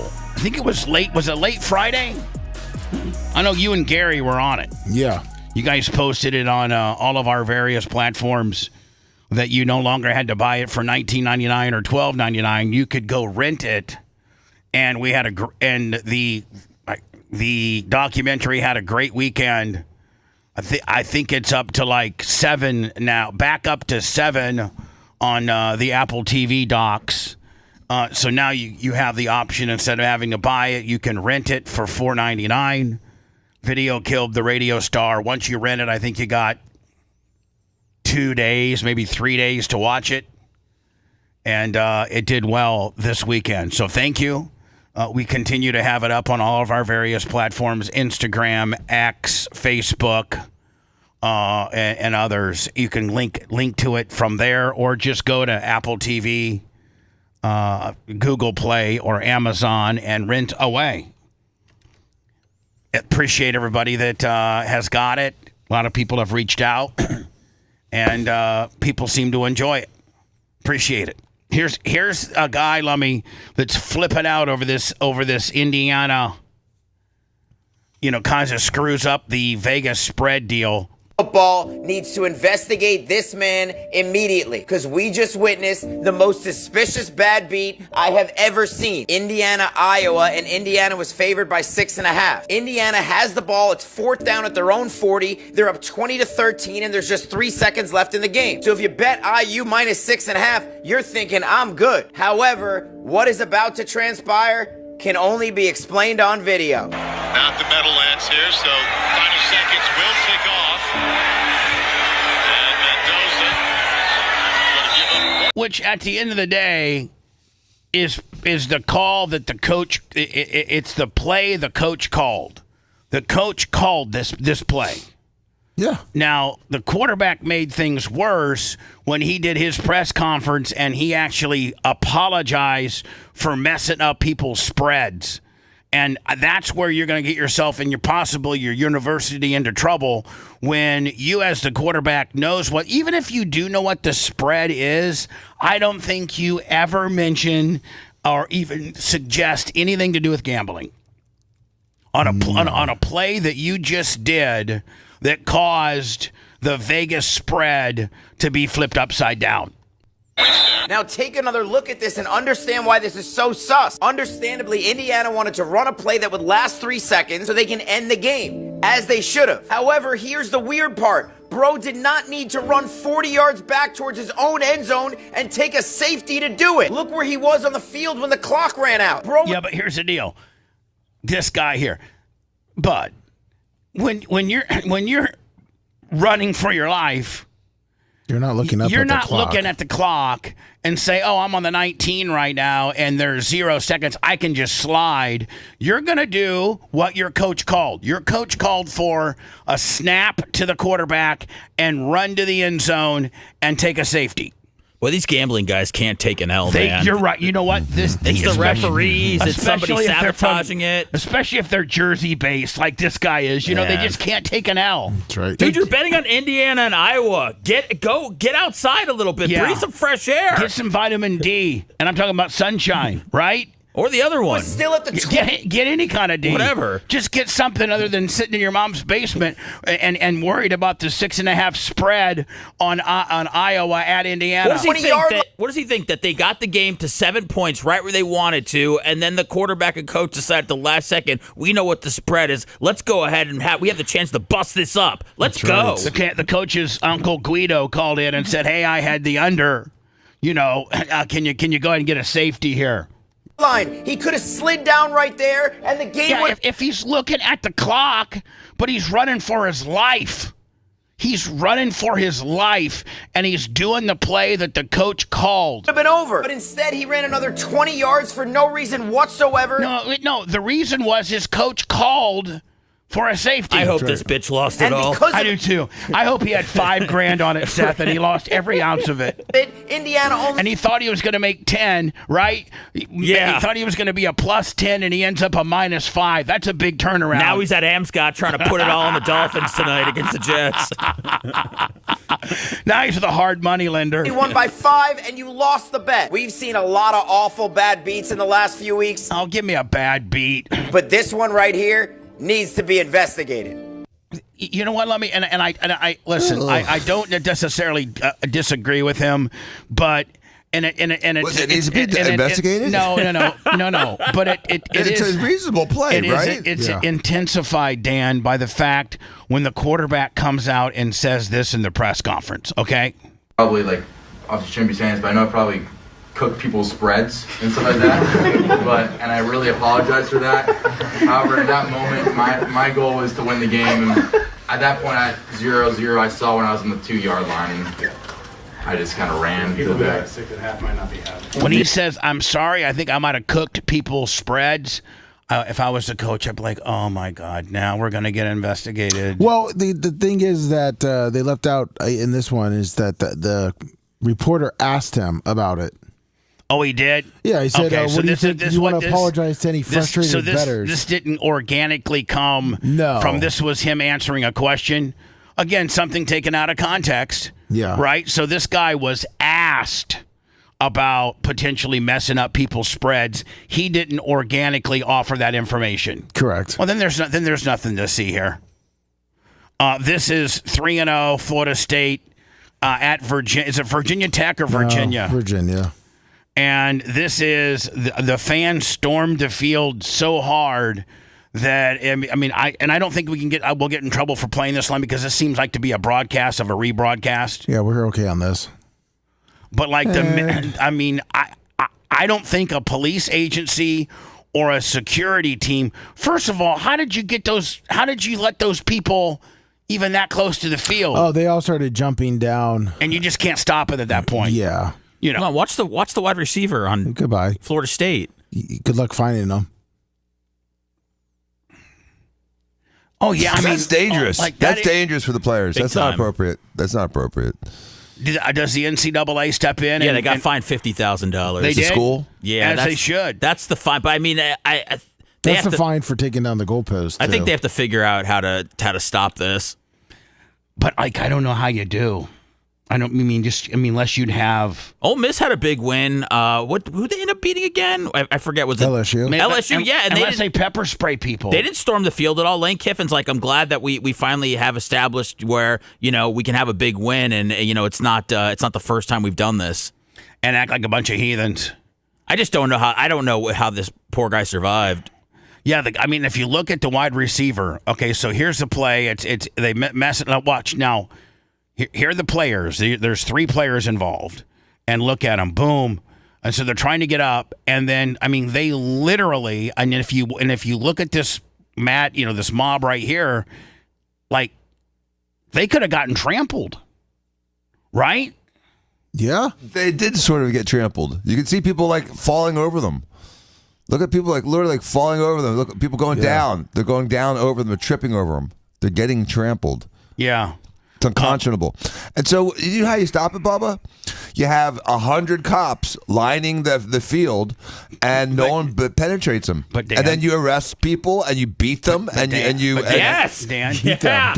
Get the National Guard in there. You can't afford. These cops are $80 to $90 an hour for a 4-hour minimum. And, So how about one cop with a machine gun? That'll work. Or these pepper colleges sprays. are making tens of millions of dollars. I reject that argument that they can't afford it. That's BS. You're talking about people on national television. You're talking about big teams with big budgets. It's ridiculous that these schools don't have that kind of order. I mean, here's what they should do: is they should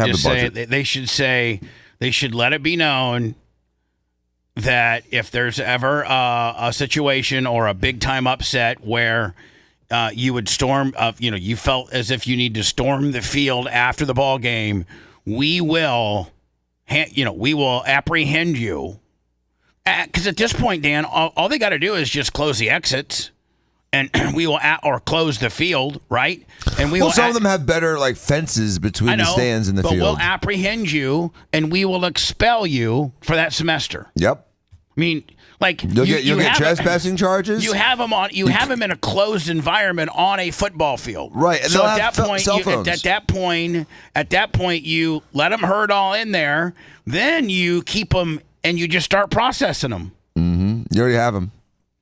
It's harder to get off the field than on the field. And go ahead and call your dad, and tell them that you've been expelled from this semester, and the money that your mom and dad paid, the tuition is now officially, wasted.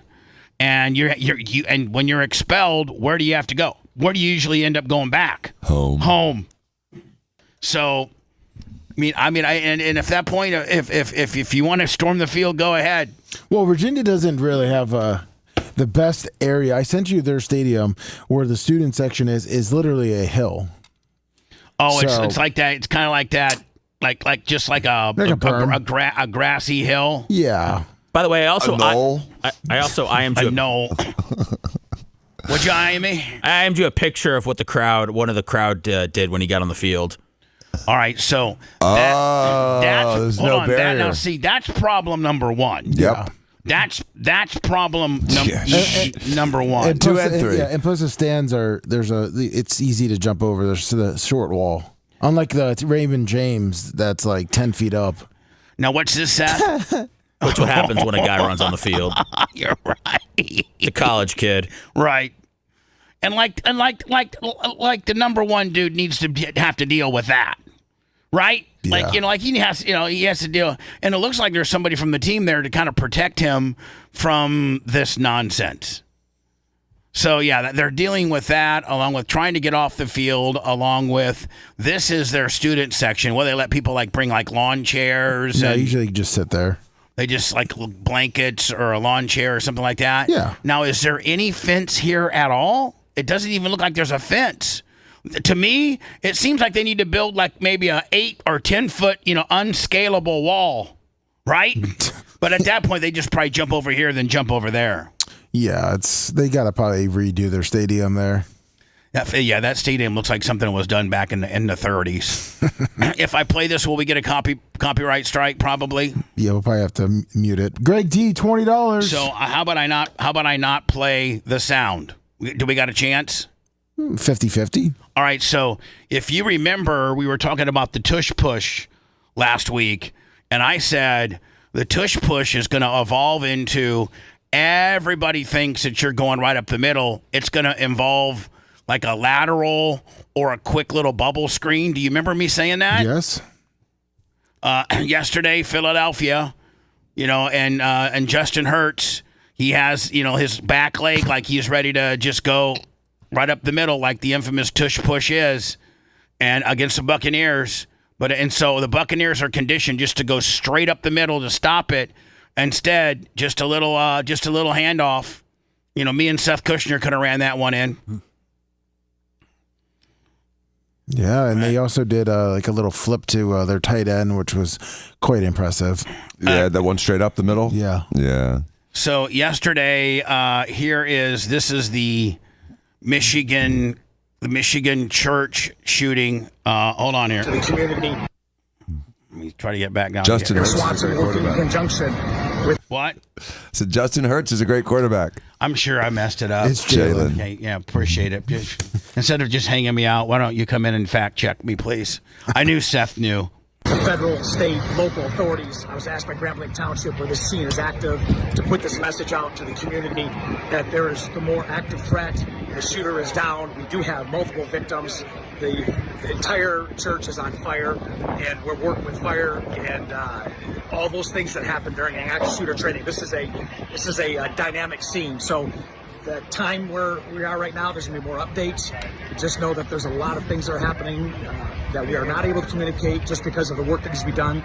The mechanics road between Holly and Saginaw is shut down. You can't even. And, we'll be having more updates. But you can't even go to church without now.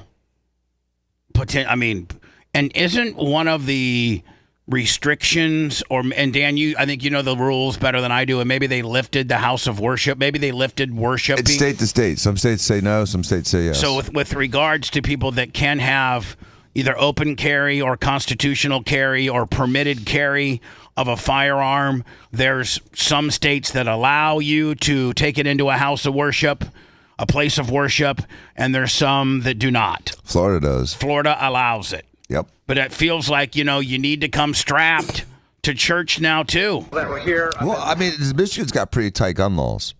Yeah, I don't know that Michigan even allows guns. They're really, really, really cool on weed, but really, really not cool on guns. Michigan is an open carry state. Open carry. So like we are. Yes. So you can have it on your church, and it all depends on the church's rules, but you can carry in the church. So the state says yes on church, but the church can have an individual gun-free zone. Gun-free zone. Yes. Evacuated. We do have victims. We're working on that. There's more updates to come. The scene is no longer a threat at this point. And so that's the Damn, church. that's an incredible picture. That's the Sad, church that's but on incredible. fire. And I'm assuming that it completely destroyed to me, that doesn't look like that church is going to, like any part of that church is going to make it. And that's from about $20. That's from driving his car into it? Yeah. No, he had gas or something too, yeah. I know but his truck. I think Seth, his truck, and then he had like maybe jugs of 5-gallon gasoline in the tailgate area. So I think that, did he light that, Lummy, physically on fire, or did it just the friction of the violence of the car accident? They said he lit it on fire. Plus, they said he had bombs in his truck. It said what now? He had bombs in his truck.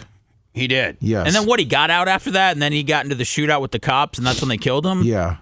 I guess there was a cop there in 30 seconds. So the way it went down, Lummy, is this guy drives his truck that supposedly has bombs, correct? Maybe this guy will give us a little bit more of a. Here we go.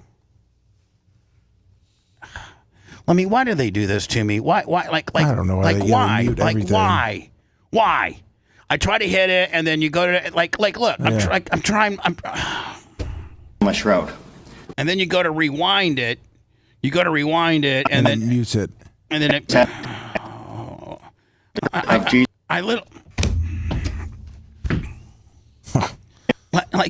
I don't think he's really saying anything important, Bubba. I know, you know but how these guys are. It's all fluff at the beginning. But it's like, why do these news agencies make it so goddamn hard to listen to your stuff?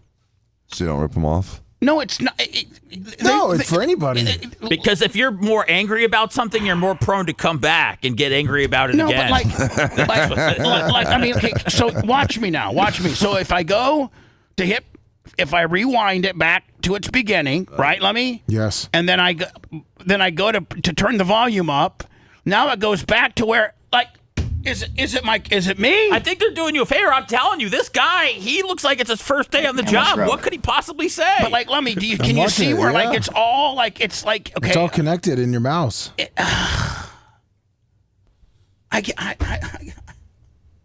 Why? It's a weird mouse reception here. So if I go like this and lock that in, is this like being shadow banned? And then you go, that mouse is like holding it. I literally want to punch. Do it.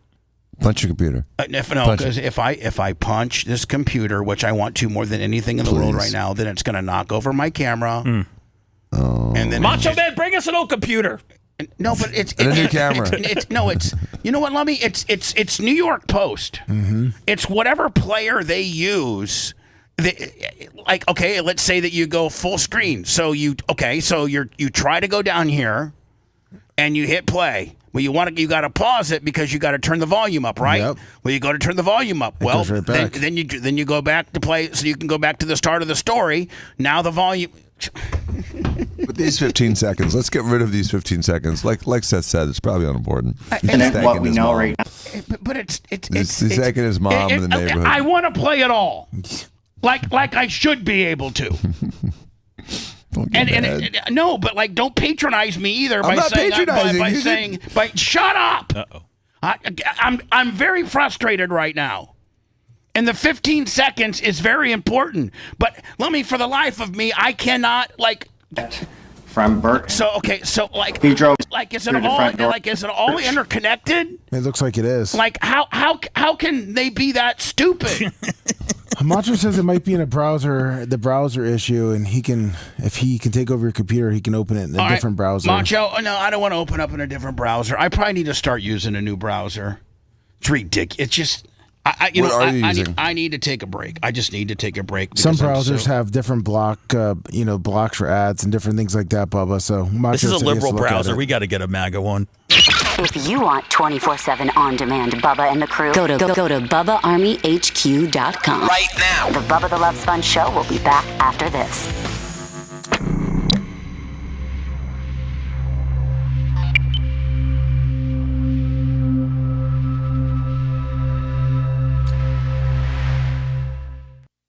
I like Firefox. I think Bubba uses Chrome. I use Chrome. I've been using Chrome. It's just There's a blue one. Blue one Chrome. No. What's the blue one? That's Windows. That's the old school one. So like, I can't even fucking get.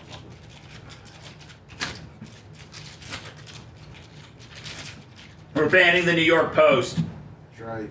It's fucking ridiculous. I literally cannot get it to fucking play. I cannot get it to fucking play. Look, I'm trying every which way to get it to play, and it's like the pause and the mute are connected. I mean, I think they're purposely trying to ruin radio shows. And then this. By making this time, I'm saving hundreds of dollars a year, and I'm using that extra money for my daughter's future. For a normal guy like me, I give myself a small raise. Join me at chime.com. Breaking news from CBS News Detroit. And then this doesn't even show you anything. We do have multiple victims. That's See this? Church is on fire. Hey, stuff. Jesus. So then you go like that, fucking refresh it, and it gives you another fucking. Maybe you could use a defragging. I think I've always been a nice person. I think accepting that that's always going to be there for me is a big thing. It's about how I respond to anxiety and how I respond to a lot of stuff in my life, is how I show up for myself. I always talk to my therapist about steadying my platform that's within. I mean, we've got to find a different way, because now watch. So I listen to this, now watch. Breaking news from CBS News Detroit. Nope, not me. I'll find that article. That's what I'm looking for right now, Seth, on YouTube. I'm on Twitter. Let me type in CBS Detroit, see what pops up. Here, I got it on my fucking Firefox. I'm just going to start using fucking Firefox, I guess. I don't know. Let me see if it'll work on fucking Firefox. You're naughty with the Firefox. That's not your new job, right? Young homeowners love to get involved with everything. Latte for Jan? We got a latte for Jan. Are you going to work here? Latte for Jan? I think the Jan more solid. Ooh, I would not have that. Julie. Jan, Jan as in January. Canned goods, OJ, root beer, then probably sandwich cookies. But I sent you the YouTube. I got it. I got this one. I put it on Firefox. Maybe Jan, I guess. Jan? Breaking news from CBS News Detroit. Yeah, it's fucking Google Chrome can suck my dick. And it will. I like looking at Going on in open fire using what? one I didn't set that with, too. It's the browser.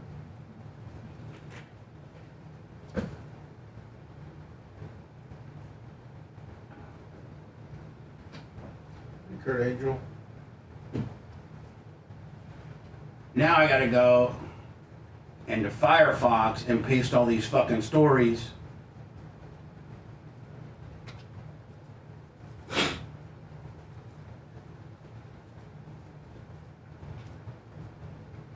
Yeah. You never heard much about the Firefox guys. No, it doesn't. Are those the Apple guys? Oh, are they? I don't know. So I know Firefox and today, as I said, was happening at. I thought they were a road group of misfits. Yeah, I think that's not how it goes. It's Firefox is Mozilla.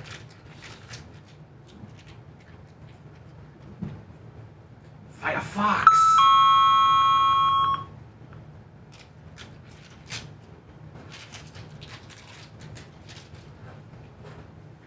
What's Mozilla? That's Firefox. That's Firefox? That's like their creator. Oh, okay. Man, you really know your stuff, Lummy. The browsers? You're a little Windows guy over there. Well, No, he's Mozilla king of the was- secondary browsers. Yeah. Well, Mozilla was after they remember Netscape. So Sam, You have, there's to, all the obscure ones. you have to know all the backdoor browsers when you work on this show to find the real stuff. You got some dark net browsers? Well, DuckDuckGo, they're the MAGA one. Are they the dark net though?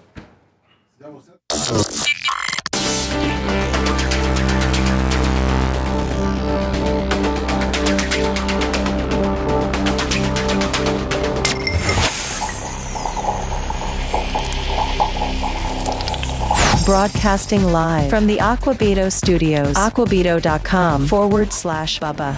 It's the Bubba the Love Sponge Show. Lummy Macho is completely right. It's Google Chrome. Google Chrome can officially suck my D. I will no longer be using you absolute piece of shiz. Macho does not like Google Chrome either. And neither do I. And so I opened up Firefox, and this story opened up no problem. The story that I was having a problem with opened up no problem, but it's redundant. It's a minute 50. This is 5:56. This breaks it down in every which way that you can. So I went ahead and erased the 150. And then let me, starting tomorrow or even today. Well, I was going to talk with Macho after the show, maybe making Firefox your default browser. Yeah, if you could. Yep, no problem. That's a good move. Just don't even tell him. Just do it. Yeah, just set it up. Don't even tell Grandpa at the old person's home that you changed out his toilet paper. Okay. You don't want to know, Bubba. You just want it to work. You don't need to. You don't need to get down to the nitty gritty and the weeds. I don't think I could have said it any better. I don't want to know. I just want it to work. That's it. So I'm now officially a Firefox. If just take Google Chrome right off my computer. Yes, sir. Because I am so mad at it right now. It was with everything in my entire body to restrain me. I wanted to punch this computer screen so hard and send it over to hit it so hard that I would have maybe broke my knuckles. But in doing so, Lummy, I feel as if I'd knock over my camera, the tripod. Why don't you go hit the heavy bag? Would that have made you feel better? Oh, yeah, Bob. No. Okay. No, because it's not Bob's. It's not Bob. I want to hit. I want to hit the person. I want to hit. I want to hit the thing that's causing me the problem. What's the internet? But it's not Bob. It's Bob's out there just hanging out. Yeah. But this computer screen is the problem, and it needs hit. You hit what is causing you the problem. Driving. Go ahead. I'm sorry, Macho. Google Chrome, they track everything you do, so it dogs it really bad. Just like the Chromebooks are cheap to buy, but they know everything about you. It's like a direct line to Google's servers. Yeah, well, Google can suck my D. Wow. I got into a little bit of a road rage incident today coming into work. Really? Today? Yep. On 75, 275? Mm-hmm. What happened? He's taking this Packers game really tough, man. So a tie isn't that bad, Bubba. It's almost like a win. So bad. So I'm not gonna say what road I'm on, but I'm driving down this road and I got a green light, and there's a person that's on the right side of the the road that's like in a parking lot, and he's got a red light and I got a green light. Okay. And I'm just zipping on through in the right lane, probably going 40, and this numbnut decides to pull right out, goes rolling through the parking lot, doesn't even stop, and pulls right in front of me. Oh. And he's got a red light, so he's doing obviously a right on red, but he doesn't even stop to, one, see that I'm coming, and then two, worry, he blew the red light. So I just put it in the left lane. I'm going much faster than he is, but when I resumed to go back to the right lane, I cut him off. Like, I was driving my truck, and I love just driving almost right across their front end, like where they have to lock their brakes up, or they're going to eat my trailer hitch. Mm-hmm. I love doing that. I love doing that a lot, actually. And so we go to get on 275, Lummy, and of course he's Johnny Badass now, and he tries to pass me, but I gas it up, and don't. What car are you in? I'm in my truck, and I gas it up to 100, and he can't. He doesn't have, you little pussy. He didn't have the balls to pass me. So finally, we get into traffic a little bit, and he comes zipping beside me, and comes right beside me. Well, I'm not going to roll my windows down or nothing like that, because I know at that point it's going to escalate. So I just stay in the middle lane, going about 75, 80. Do you look at him or do you ignore him? No, you can't even see in my truck because I got illegal limo window tint. So I'm not looking at him, but he's trying to kind of screw with me a little bit. So finally, he gets ahead of me quite a ways and then locks the brakes up. Oh, geez. Nice. Yep. So I get in the other lane, I pass him, and I lock the brakes up. But I lock him up way better than he does. Like he almost hit me, and so I gas it back up, and that little pussy turned off the next exit. He was scared. I was ready to take it all the way to work, buddy. Wow. I'm just telling you that right now. Meet him at the gate. I don't know why, why do we all get? Probably with the exception of Seth, he's the only like Macho Man. I know you get road rage. I know you do. I've had you come in here in various mornings and tell me your road rage incidents. Well, since driving the Hummer, it's been a lot easier. Right. Less competition. Less competition, right? Nobody wants to try you in the Hummer. Dan, I know you get road rage. I mean, you get road rage with Karens that are jogging in the neighborhood. Well, is this road rage if someone, I was driving home from the game and someone in a really bright, fancy orange Jeep flicks me off? Then after Sophia notices it, I slam on the brakes, do a U-turn, and then start doing like what you did to the guy. Hell yeah. Is that road rage? Oh, very much so. And then tell him to go F himself and flicking him off and then driving across his front bumper like you did? That's accelerated because, see, I didn't roll the window down. You didn't do your 180 either, dude. I actually slammed on the brakes, did a 180, and went back after him. Right. No. That was last night. That was a very accelerated road rage. I was pissed. Yes. Lummy, do you ever get road rage? Yeah, occasionally. Usually, well, I don't anymore with Walker in the car because he's just Mr. Positive in the back seat. So, no, but if I'm by myself, yes. Now, Seth, do you ever get road rage? Because you seem like to me like you're just Johnny Chill, like whatever. My Fort Hemi's running good. I'm just happy to be here. I got my avocado toast. The Bears won. Zippity-doo-dah, yippee-yo. Gonna go swimming today at 1. Gonna break some cards today at 4. To me, you don't seem like a road rageable guy.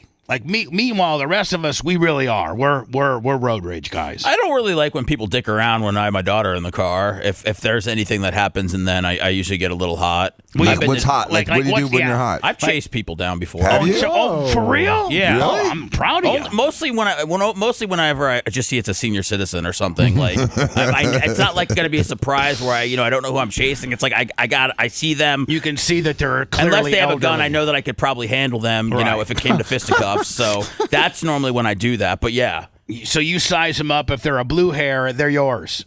Yeah. Just give him just scare him a little bit, you know. I would like a young girl driver, like a 20-year-old girl driver. Nah, I'd give her a free pass. Those girls are carrying. They could be a country girl, Dan. You know what I'm saying? Oh yeah, that's true. Don't think that it's just because it's a girl. It's not some bitch that's carrying and from Plant City. Yeah, not a girl in a pickup truck. A girl in like a Mazda. Breaking news from CBS News Detroit. By the way, Lummy, I throw this story on Firefox. No problems at all. I'm a Firefox guy. The shooter is down. We do have multiple victims. The entire church is on fire. A suspect rams his car into a church, gets out, and starts shooting. Why? At least four people are dead. Here's why. It has nothing to do with red, blue, L, R, C, or D. It has to do with crazy. And it's the same reason that if that guy, the alleged shooter of Charlie Kirk, the guy that tried to shoot Trump, the trans people that have attacked the schools, this guy that attacked the church, the only one common denominator is crazy. These people are crazy, and we need to identify crazy and be more aggressive in their treatment and preventing them from hurting us. But that horse is so far out of the barn that we're 20 years removed from taking mental health in the early stages of identifying mental health. We let that ship sail. We somehow got lax on it. I don't know what administration. I'm not going to blame it on. Again, I'm not going to blame it on a red or a blue president. I don't know where. It happened in the 60s. It wasn't necessarily a president as much as a movement. A movement? Yeah. I don't know, where it happened, where we stopped identifying people. I feel as if when I was in grade school, they were still identifying kids that were potentially problematic. And they would take these kids and put them in a special, at-risk program. And, and they would be kind of, for lack of a better term, in the system. And, they educated them differently. They kept their eye on them. And, I think it worked. We never had any issues. But I think it first starts in the elementary school process where I don't know what year it stopped, but I think there came a point where you can't, they stopped identifying kids that might have mental issues and just let them continue to progress along with the normal kids, and because they didn't want to isolate these kids, so to speak. And I think that's where it started. I don't know what year. I'm thinking like in the late 90s, early 2000s, maybe with this new Gen X. I don't know. But I think probably all of us, when we were in elementary school, there was a system in place where teachers could go to the principal or go to the fellow teachers and say, hey, such and such is violent, such and such is, I think might be having issues at home. We need to kind of look further into this. I remember that being a scenario when I was growing up. Did you guys have that in your schools? What you mean, how do they pinpoint a 40-year-old, Army veteran or Marine veteran is going to go in and shoot up a church? Well, no, I mean here's how, Seth, is better support for military veterans. We neglect military veterans, and they have an obnoxiously high rate of suicide and violence and arrests and homelessness. It's disgusting how we treat these guys that gave their limbs and their lives for our country. We don't have adequate health support. So I think maybe identifying it on the front end and then addressing it and treating it on the back end is potentially how you could start to resolve this issue. But you got a massive amount of people that have slipped through the system, so to speak, and has now that ex-military PTSD that's, the veteran hospitals and are jokes with regards to taking care of these men and women that have served our country. We don't look at them as retired. We look at them as disposable. And I think that, that's one of the scenarios that's one of the templates that are very broken that are causing things like this. If this guy had somebody to talk to at the VA and somebody that would listen to him and maybe potentially treat him, maybe that's maybe this wouldn't happen. Ed and several others are injured. Thanks for being here tonight. I'm Terrell Bailey. Now, this happened at the Church of Latter-day Saints in Grand Blanc Township around 10:30 this morning. So in recent years, multiple mass shootings have occurred right here in Michigan. In 2021, there was the Oxford High School shooting. 2023, the Michigan University deadly shooting. Can I tell you something about that woman? Oof. I don't think I've seen an uglier group. I don't think I've seen an uglier family in my entire life. We wonder what's wrong with our society. I think it might be called inbreeding. Yeah. Oh my God, how can you be like, look at these people. Look at mom. Look at this. Well, they're upset. I think that she could have looked like Cindy Crawford before she started crying. Oh, yeah. She definitely looked like Cindy Crawford this morning. And this woman here, she doesn't look like she has Downs. No, 23, the Michigan University deadly shooting. And last year, 9 people were shot at a splash pad in Rochester Hills. And today, 4 people have died after a shooting and fire at a church in Grand Blanc Township. Right now, several agencies like state police and the FBI are trying to figure out why. Do you ever notice that I'm not trying to make it funny, but do you ever notice during school shootings or mass shootings or anything like that, they always show B-roll of cops just hanging out. Yeah. Like 3 and 4 deep. Saying, hey, Jim, what are you doing? Well, I'm getting overtime here now. I know the guy's dead and they got him going and we're here, we're supposed to invest. We're just here securing the area. But what have you been up to? Nothing, man. Trying to make it back for the Lions game. Yeah, me too. But they always just show cops hanging out. The gunman did. The violence unfolded shortly after 10 Sunday morning at the Church of Jesus Christ of Latter-day Saints in Grand Blanc, Michigan. A gunman rammed his truck into the building where a church service was going on and opened fire using what authorities say was an assault rifle. The service was active. There was hundreds of people within the church. Authorities say at least 4 people were killed. Let me say we are heartbroken. This kind of violence doesn't happen in our community. You can't even go to church. You can't even go to church without putting your head on a swivel. If I go to church, Dan, I'm bringing my family. First of all, I'm not going to church. But if I did go to church, You used to go to church, though. Didn't you feel good for those days you went to church, or was it because you were with a hypocrite? I was trying to make my significant other happy. Oh, good that did. Yeah.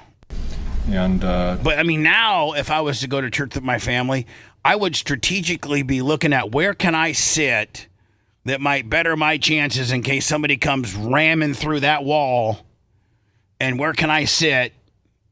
You'd almost have to sit kind of like in the middle of the church.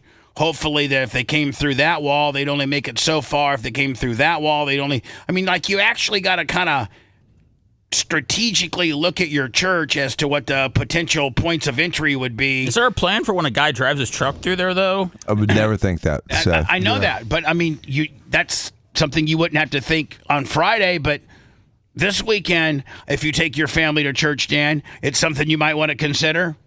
You might not want to be sitting in that back row closest to the doors.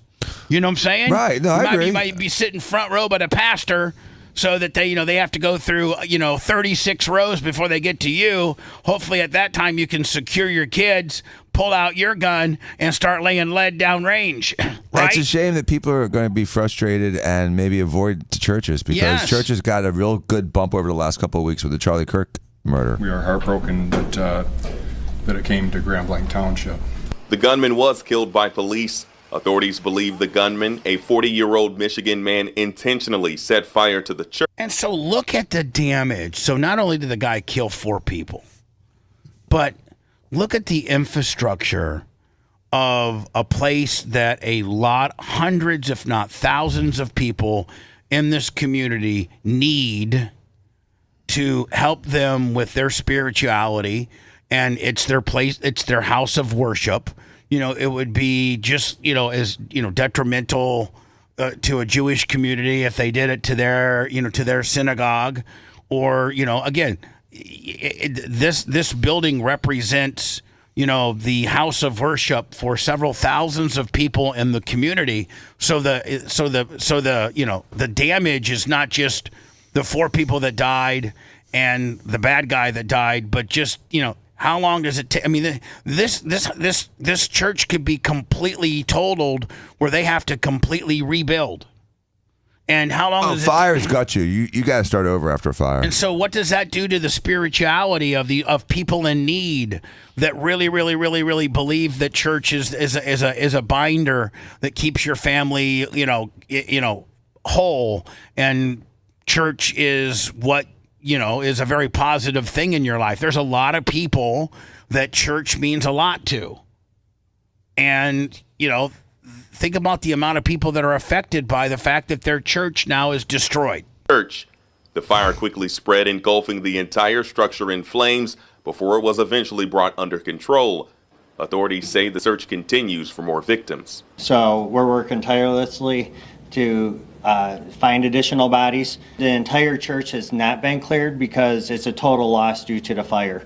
So these first responders right now, they're in recovery mode. They're trying to fight through all the debris. At a Sunday evening press conference, officials hailed the bravery of those gathered in the church when the gunman opened fire. I'd also like to acknowledge the heroism of not only the first responders, but the people who were inside that church at the time. They were shielding the children who were also present within the church, moving them to safety. Just hundreds of people just practicing their faith. Hold on. Does your church allow guns? Because how many Dan Diacos and Bubba Clems pulled out their 9s and started trying to help get the bad guy? Authorities say they believe the gunman acted alone and are working now to determine a motive. Julia Avan is joining us live from that scene right now. Julia, you have been there for hours in Grand Blanc Township at this point. I mean, I'm sure today it has been a very, very heavy day for residents in that area. Yes, it has, and we've learned a lot throughout the day. I think we've learned the most in this last press conference that we had at 8 o'clock. Before we go into those details, I want to show you something, the focal point of what started everything around 10:25. You can see the truck that Sanford ran into that church this morning. You see damage, airbags, those flags, that pictures going around the Don't you think she would have positioned herself a little bit closer to the truck so the guy, the cameraman, didn't have to do like a 1,000 It's a crime scene. They have that yellow tape up, I think. I mean, but I would have gone at least as close to the crime tape as I could. Yeah. Right now. Now, let's go. I mean, I can't see. All I can see is a big light and looks like to be like a silver, or maybe, is that like a, I can't even tell you what type of truck it is. It's a Chevy, I think. Back and talk about that press conference. What you're about to see. Looks like the yellow tape's right there. I would have been right there. We're learning more information about how this 40-year-old did this and what ensued after the attack today. Could have been completely avoided. And it's very tragic, and that's not what our community is. Police are learning more about how 40-year-old military veteran Thomas Jacob Sanford attacked this church and the 100-plus church goers this morning. While it's unclear what took place when the gunman ran his truck into the building, police have since learned that churchgoers took action to protect one another. They were shielding the children who were also present within the church. Dr. Dan took out his 50 cal and was laying some rain. In fact, we wouldn't have had an explosion if Dan's 50 cal hadn't hit one of the gasoline containers in the back. Moving them to safety. Just hundreds of people just practicing their faith. How about practicing their Second Amendment? That's right. Faith only gets you too far. What's faith doing for you when that guy's coming in there, with an AR-15 or an AK-47? Extreme courage, brave, And that's the type of community that we are. This is now an FBI investigation, with FBI agent Reuben Coleman confirming this was a targeted event. As for the fire that engulfed the church, authorities believe the gunman used an accelerant like gasoline. They confirmed suspected explosives were located. Was it an IED that he may have used? There are, at this point, I'm not going to comment on IEDs. I will confirm that there were some suspected explosive devices that were located. Have they? I've not seen one report where they've given us a report on the dude. No. Like they know who the dude is. Yes. But they've not given us intel. no picture. No, like there's all There's kinds a of stuff picture. from out there. Oh, is there? But as far as using beard, them right? to initiate What? Yeah. Big guy with a beard. the blaze, I got to look through my news stories. I'm still on the Google Chrome gimmick. can't say that. Now, the trauma doesn't stop there. After this She looks like she's on Xanax. She's a downer, all right. Yeah, she is a Debbie Downer. incident happened, police confirmed that she's ready to fall asleep. They received multiple other bomb threats at different locations. Police could not confirm where those locations were, but I do want to focus on this. At the first press conference, they told the community that there was no active threat. At the 8 p.m. press conference, they are now asking the community to be vigilant. If you see anything abnormal, don't let it pass by. Call 911 to keep... Well, are they still thinking that there's some copycat stuff's going to happen? They probably found an accomplice. Oh, so they probably found someone else in that search that could be, triggered and help the guy, or wants to do it again to someone else, and so they probably found some type of evidence that might show the guy had help, or has another person that's going to do the same thing. Right. You and your family and your community safe. Also, back to what happened at this church. If you know anything, with this being an active FBI investigation, please contact the FBI. So to me, it sounds like they don't have it all wrapped up. No. If they're asking the public to get involved. Great point there, Julia. Just like law enforcement said at the beginning of that press conference, this could have been avoided. Julia, thank you. And in Detroit, they really like to talk slow, don't they? Yeah.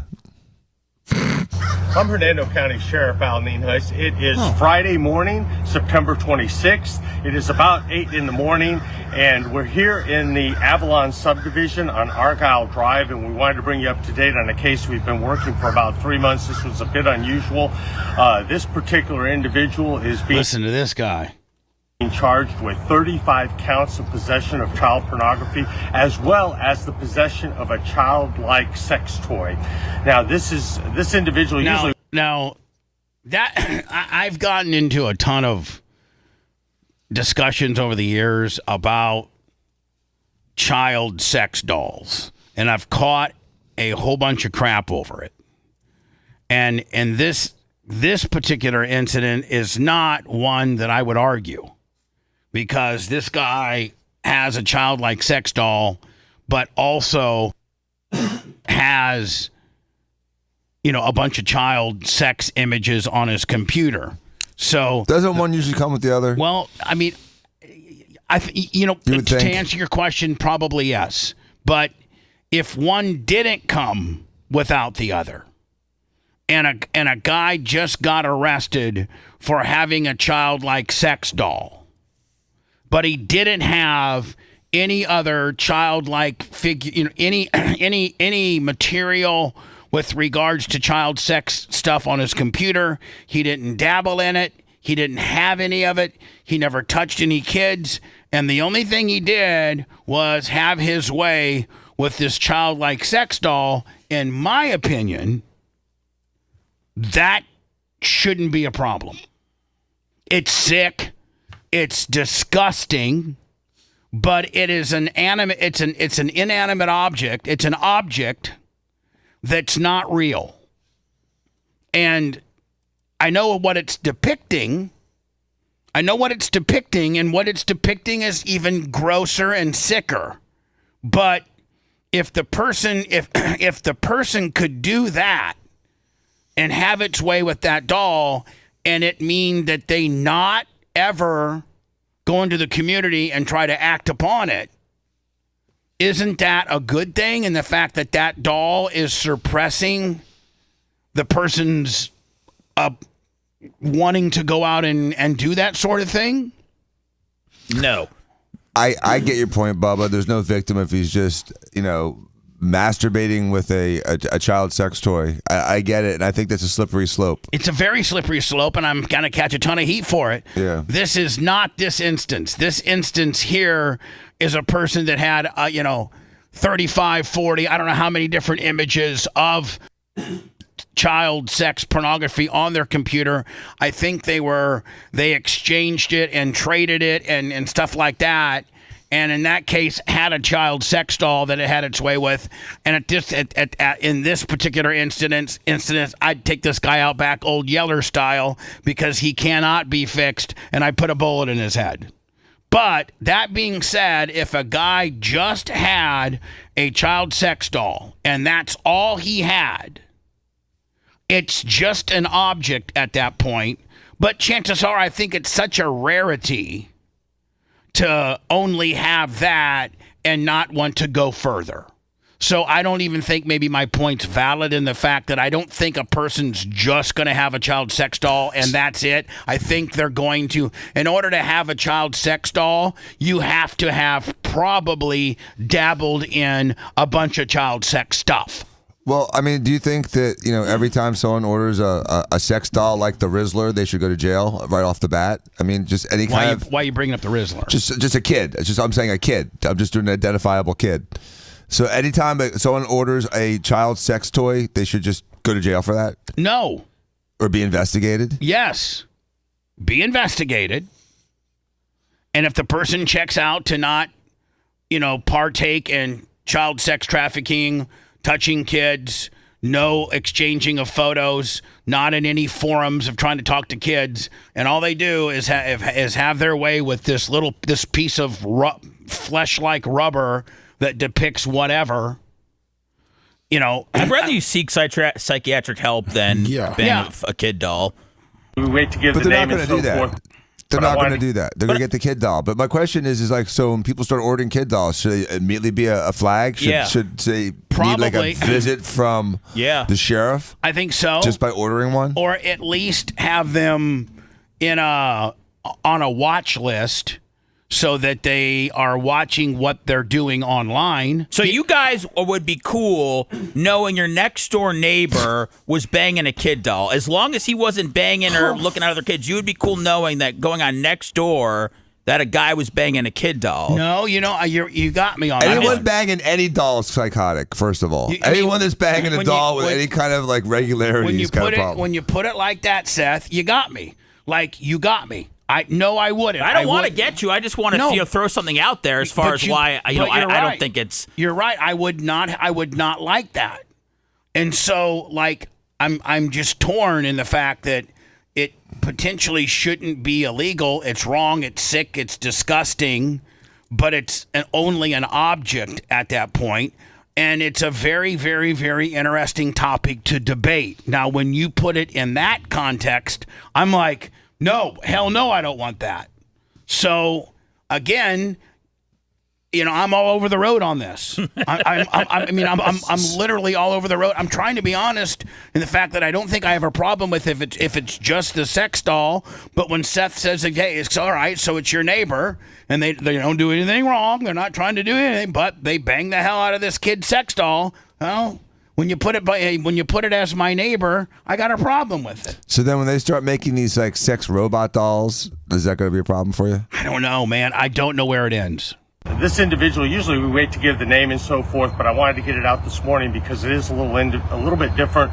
This individual had pornography that ranged from toddler up to about 14 years old. See, now at this point, man, like, I don't have any wiggle room or any sympathy for this guy at all because, again, I don't, potentially maybe we shouldn't even be arguing over this because you can't have one without the other. Just like, let's put ourselves in the situation where we like to, people of the show, we like to we like to have sex with people that are of age. Humans that are of age. Okay, that are over 18. It wouldn't be illegal for us to have a doll of whoever we're attracted to that was not depicted as a child. It was an adult, whether it's a male, whether it's a female, whatever you're into. Okay, but we just wouldn't stop at that. We just wouldn't stop at just, okay, all I'm going to do is bang my 18-year-old boy or girl. I'm not going to have any backup porn, because I'm going to have, in order for me to, listen, buying a sex doll is way down the line of, I think you got to you have to watch and own a whole bunch of porn in order to save up for a sex doll. Sex doll isn't the entry point into your fetish. The sex doll is way down the road. Yes. So I don't think that you can be in that arena that you want to be in, and ours would be all of an adult arena, and have a sex doll as your entry point into the arena of what turns you on. The sex doll is the way down the road after you've looked at a ton of stuff that turns you on, and to rewire you. And so the sex doll isn't the entry point. The sex doll is probably the top of the mountain. And so this guy is a real sicko, and the sheriff is explaining the massive amounts of child porn this person had, going clear down to a toddler. The victims, we don't have any indication that any of the victims were from Hernando County, but this particular individual, Jordan Joseph Williams, he's born August 11th, 1997, and unfortunately, he is the youth leader, or one of the youth leaders at Vine Life Church in downtown. And how often do you see that, where the person that likes kids has put themselves in a position to be around kids, whether it be a Boy Scout leader, whether it be a priest, whether it be a youth director at a Christian-based a church, that's what they do. Town Brooksville, so we want to make sure the public is aware of that and get that information out there. Now, we do have absolutely zero indication that there are any victims here in Hernando County, but obviously if you have interacted with that individual, we certainly wanted to get that information out, and in case somebody might have some information. But as we get more specifics, if we find we still got to look through his devices, we may find more charges. But as I said, right now we have at least 35 charges, as well as that possession of a childlike sex toy.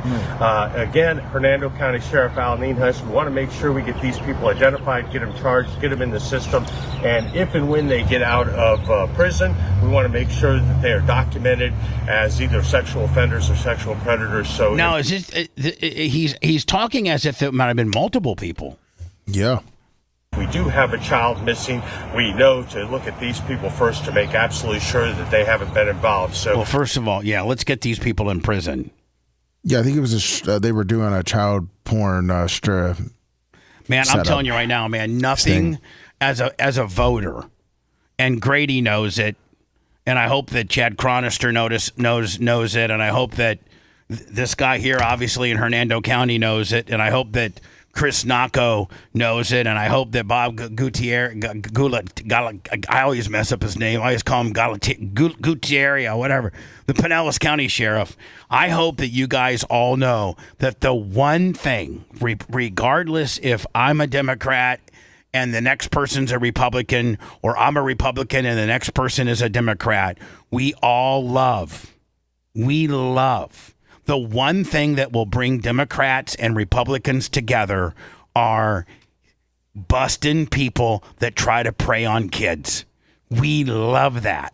And the more that you do that, and you do these sting operations where you target the people in our community that prey on children and trade and try to produce and just wrong our children and sexually expose our children, Man, I've never heard a Republican or a Democrat, either one, like they'll never argue over that.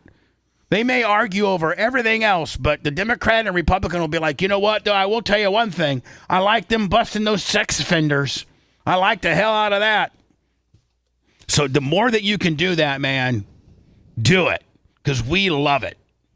In fact, if they had a thing on your taxes where you could donate like $5 extra to your local, police agency to put into a child, bust child predator task force, I'd make that donation. As always, we appreciate your support of law enforcement. We appreciate your support of our detectives who do this horrific work to be able to identify these people and get justice, because every single one of those videos, there was a child victim. So thank you. Year after year. I mean, again, when Seth put it the way he put it, he pretty much shut me down. Just on the surface, if it was an isolated incident of a person that was sexually having sex with a child doll, and to me, if that was the only thing that they were doing, I think you could argue that it's just an object at that point. But I know that that's not the popular opinion, and when it's happening in your neighborhood or next to you, then you're like, okay, well, that's where it starts. Now, where does it end? It starts with a doll, and does it end with, apprehending a real child while they're, walking home from school so that you can, because at the end of the day, let's say you and I got, hot brunette, 35-year-old, large-breasted, 6,000, those really high-dollar sex dolls they make? Yeah. Well, we're blasting the hell out of them, right? But at the end of the day, what do we really want? Real life. A real one. Yeah. Right. So the doll represents what you want, and that just gets you ready for the real one. And that's obviously a problem when you're blasting a doll wanting a real one, because when you blast that child doll, well, you're going to want a real one. So, I mean, I know there's laws on the books, and I understand them now. Looks like I'm going to have to change my position. I'm sorry. It's okay. I think I'm not trying to sway anybody. But it really brings it home. You can sit there, Dan, and say it's just an inanimate object. But when it's reinforcing the bad wiring. So the argument is that you can condition yourself to do certain things, and people tend to do things that they're successful with, which is why some people that maybe aren't able to talk to girls do better talking to boys and end up kind of becoming gay, as opposed to having it just innately part of their DNA. And that's why when you have twin studies, sometimes both are not gay, or sometimes both are gay, but not always consistent. Gay's one thing. Messing with kids is another. But I'm using the gay thing for a second, just as a metaphor. So whether or not you believe gay is, inbred or learned, if there's a propensity for it and the behavior is reinforced, then it's going to become a pathway. It's going to become a habit. And so if you have someone that is, maybe kind of confused and going back and forth between adults and kids, but then ends up with the sex doll and starts now reinforcing those pedophile pathways, then you're right. It's going to create an even more serious pedophile. It's not going to save the kids from this guy's weird behavior. It's going to reinforce his weird behavior. It's going to harden those aberrant pathways in his brain, and possibly, create a whole new way for him to get off. And then when his sex doll's dirty or not there, he's going to look for kids. I agree. The real thing. I agree. What starts out as a doll turns into something. I mean, you only blast a doll because you wish you could be blasting the real thing. And you can only put up with the doll so long, eventually you're going to try to get the real thing. Yeah, I threw away my Kamala Harris doll years ago. Want to listen to the show on demand and on the go? Enlist today at BubbaArmyHQ.com. Sign up and start listening. The Bubba the Love Sponge Show will be back after this.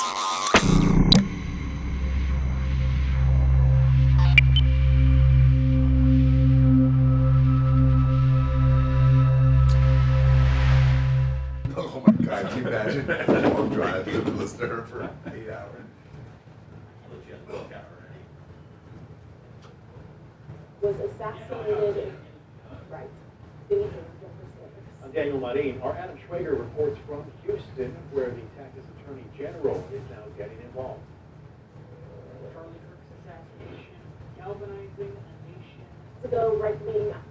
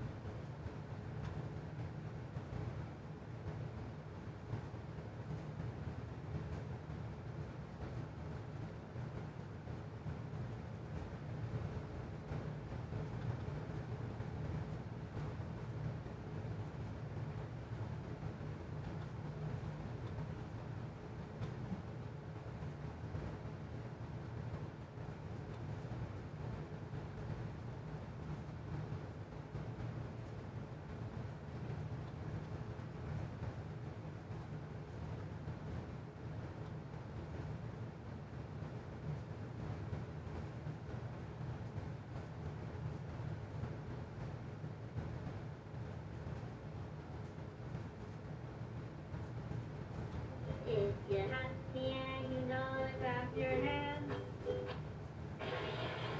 In this quiet Los Feliz neighborhood, it's hard to imagine the pain that unfolded behind this door. I didn't do enough. I didn't fight hard enough for her to get the help that she needed. Ariel Miller going through the stages of grief after the gruesome discovery of her friend, 37-year-old June Bunyan's body. I saw her being carried out in multiple body bags.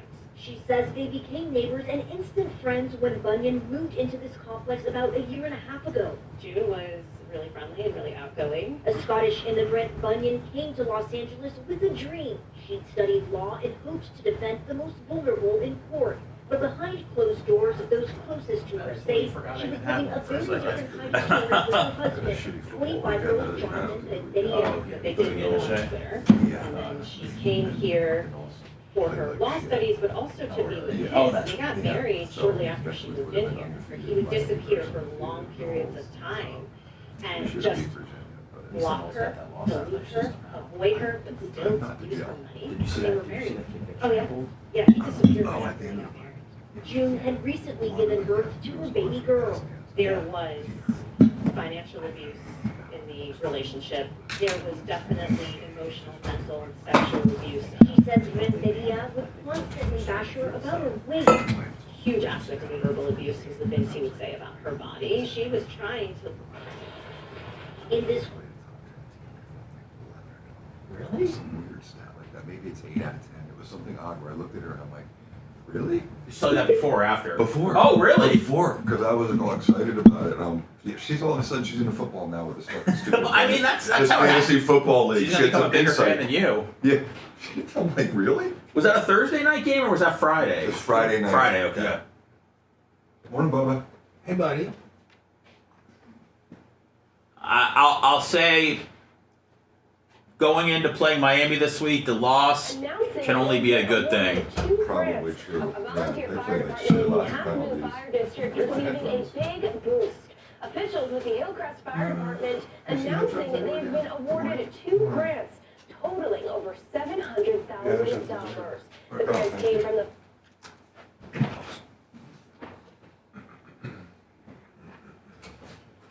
I'm playing against them in fantasy. It's the Jets. Do they have a stout defense? I was imagining the Jets have a stout defense.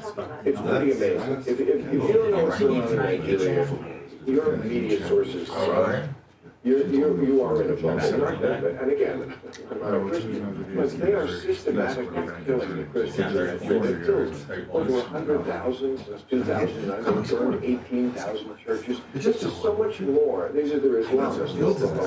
This is so much more of a genocide. The fact is this. I have no idea what's going on. They show up because he feels his back. So like if I go against, he goes against the Bucks. So watch not the Jets suck. Okay. And the Bucks put 26 up on, but then the Bucks are, you know. I got you're saying I'm screwed, and Tua's gonna put Tua's.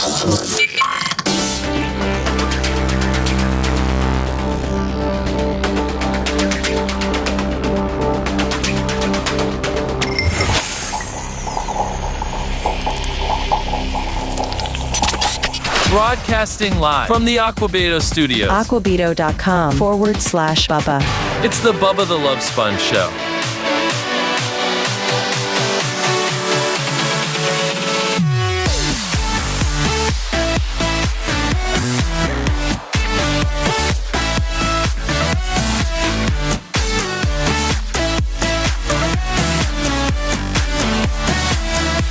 Jay Diaco steps in. Hello, Jay. How are you, my friend? I'm great. How are you? Good morning. Sorry about your Florida State Seminoles. Yeah, it sucked.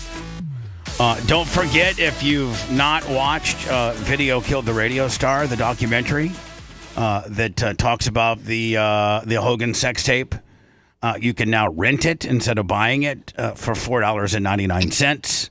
That's available at Apple TV, Google Play, and Amazon. So please go check that out if you could. Hello, who's this? Bubba. Yes. What's up, man? It's Big Game Over. Hello, Big Game Over. How you doing, man? Hey, I think we can all agree that these dudes that mess with kids are probably the most evil people in the world. And I think, me personally, I think they should all be unalive. But I agree with you guys on when you were saying, like, you start watching porn before you get to the doll status. You know what I'm saying? Yeah.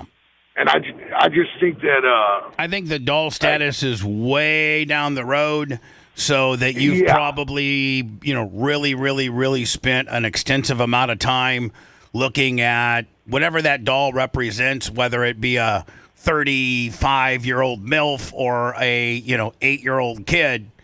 And I say that in a gross type way, but you've spent an extensive amount of time pleasing yourself to that, and the doll is the cherry on top. Should we make masturbation illegal? Yeah. No. I mean, no, I don't think you can make masturbation. I think we'd all be in prison right now if that's the case. I mean, as a dad myself, I think those dolls should be illegal to even sell. What kind of pervert would make those? I don't know if they are illegal or they're not. I don't know. It's state by state case. That's an interesting question. Should a child sex doll be illegal? And you are probably thinking a lot like me, as I was earlier. And anyway, sir, I appreciate your call. Thank you. And the fact that it's just an object, it's not a live anything. It's just a piece of, I agree with all of you guys, believe it or not. I believe what Seth said. I don't want it next door to me. Me either. I believe what you said in theory. It's just an inanimate object. I believe what Danny says, that it reinforces these really weird sexual proclivities. It's really, really an interesting topic. It's like it's got 3 or 4 parts to it. And then it comes to, if it's like child porn's illegal. We all have a right to look at pornography. as long as it's whatnot. What's the word? Animal. No, animal. Snuff. No, but it's not offensive. Objectionable. No, when you say against First Amendment, it's not objectionable. It's not obscene. Obscene. Obscene. Yeah. That's the line where art is no longer art. It's no longer protected by the First Amendment when it's obscene, and so. I understand the First Amendment is not at play when you have child pornography on your computer. Go to jail for that. So the question is, do you think that an object like that should potentially be illegal? 5 states currently have their I think illegal. maybe so. So because hold there's on. really no lawful purpose to use it other than you're a freak that could potentially do it. I mean, I don't know. That's a really interesting debate. At what point do you put a wig on it and say it's a little person? Don't know. Like at what point do you say, it's not a kid, I'm into, dwarfs or little people? The guy in Hernando that was caught, when they found the sex doll, he said that he got it because it was cheaper. They are probably less cheaper. material. Yeah. It's only 1/3 of the size. It's 3 foot instead of 5'8". But only 5 states, and there's other states right now trying to get it banned. So hold on now. It would be cheaper. I mean, it's less material. So hold on now. So but at that point, man, just buy the block of vagina. No, I mean, cheapest well, bird. I mean, Yeah, because just and the at that pocket point, Pete. and at that point, man, the It's they feel make- uncomfortable though, just having sex with a block. Well, but you're not going to get in trouble. And you know what? Whatever's in your head that block represents, nobody can arrest you for what's in your head. Right. Blocko Pete. So I Just mean, go you're chew like, the pillow okay, and you know what? F the block. This block is X. In my opinion, it'd be a 35-year-old hot MILF. That I met at Carline. You have your own story. And so, Tell us your story. No, Tell us, but- Bubba. Come on. But if the cops knocked your door down and be like, okay, you got a block of vagina, right? Yep. Yep. And what's that vagina? Well, it's a 40-year-old that I met at the gym, and her and her husband just broke up. And she is a big fan of the show. Wow, smoothies She wanted together. me to come over there and blast her. Okay, well then you're okay, Mr. Clem. But if I said, well, and I'm speaking in parody, completely hyperbole, satire, and this is not what I would ever think, but if I was stupid enough to say, well, it's a 6-year-old. Well, I'm going to probably be like instantaneously, everybody's laughs went to disgust, and I probably should be in trouble. But I mean, at that point, I'm getting in trouble for my thoughts, not for my actions, because my actions. I mean, that's an adult vagina. Now, make sure you buy an adult block of vagina. Make sure you buy one that's But the smaller one was obviously- cheaper, Bubba. The smaller one's cheaper. Smaller one will get you in trouble. But what if it's like a goat? Should that get you in trouble? Yeah. Like an affable goat? Yes, it should. Like All a of sex doll goat? If you Sell saw, them in Pakistan. again, when the cops came and asked me, mine was a 40-year-old MILF. Now, Dan, if your answer is it's a goat, It's that's a goat, something man. It's a you're spotted goat. You're going to be calling your brothers for some help. And Steve's going to tell you how stupid you are. And when you said it was a goat, when you could have just told the cops it was a 40-year-old bitch that you met in Carline. So, like, But do they sell sex toy animals?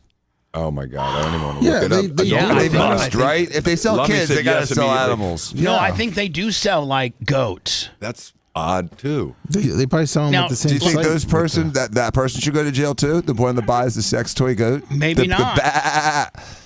So let It's me ask you a illegal. question. There's currently 5 states where child sex dolls are on the books as being illegal, and so am I assuming that the other 45 states that there aren't There's laws? no laws on the books currently. There's some states that are trying to get laws passed. But as we speak now, what are the 5 states where child sex dolls are illegal? Florida, Okay. Yeah. All right. Tennessee, Kentucky, Utah, and Hawaii. So those 5 states, Really? Hawaii. you can't. But Georgia, you can be up there and just be having the time of your life. Yep. The sick bastard that you are. So only 5 states. Boy, I got to think that this is going to be a sweeping. This has got to be a sweeping legislate. You would think that this one Jay, would be a but then 90-10. again, Jay, you're going to have, very. Civil. I'm sure the civil liberties. The ACLU is going to have a problem with it. I'm sure that there's going to be some attorneys that are going to be like, "Hey, it's an inanimate object. It's not. You can't. An inanimate object can't be illegal." Sorry, Texas. It looks like Texas just banned it last All month. right. So we got 6. Yeah. We got 6. 6. So They like, could pass a federal law too, Bubba. is it a federal They law? could pass a federal law banning it. I don't think they could. Sure, they could. I don't I think think it's they a state could. issue like I think abortion is. I think it's like a state issue like abortion, like guns, like weed, things like that. But I mean, it's a very Weed's still really a federal issue, even though they're letting it fall into a state issue. It's really a federal issue because it's federally still illegal. I know. Hello, who's this? You're on the air. Go ahead. Hi, it's Bubba. Hey, good morning, Bubba. Hey. Just wanted to, you may have already touched on it this morning, I'm not sure if you were going to mention anything about the other Marine Corps vet shooting this weekend down near Oak Island, North Carolina. Yeah, I was, but then I was just going to be like, I mean, don't get mad at me, but like these shootings, just the more that they happen, the more that I get desensitized by it. And so I know that in this particular... We need a trans person involved to make it juicy. Yeah, I mean, this was a veteran, I think, in what, North Carolina? Yeah, both shootings, I believe, Marine Corps veterans.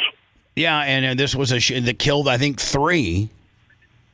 And then I think he got killed. He was on a boat. Yeah. But did he run the boat into the marina? No, he drove by it, I believe. He drove. Yeah, it was like a drive-by boat shooting, but I believe the Coast Guard actually arrested him. He was getting out of his boat and trying to pull it in a trailer. Oh, so he stormed away, and they found him trying to load the boat up onto a trailer. And they got him alive. There, yeah. I literally had the story to talk about next, but I was just like, all this shooting stuff is kind of like, just kind of.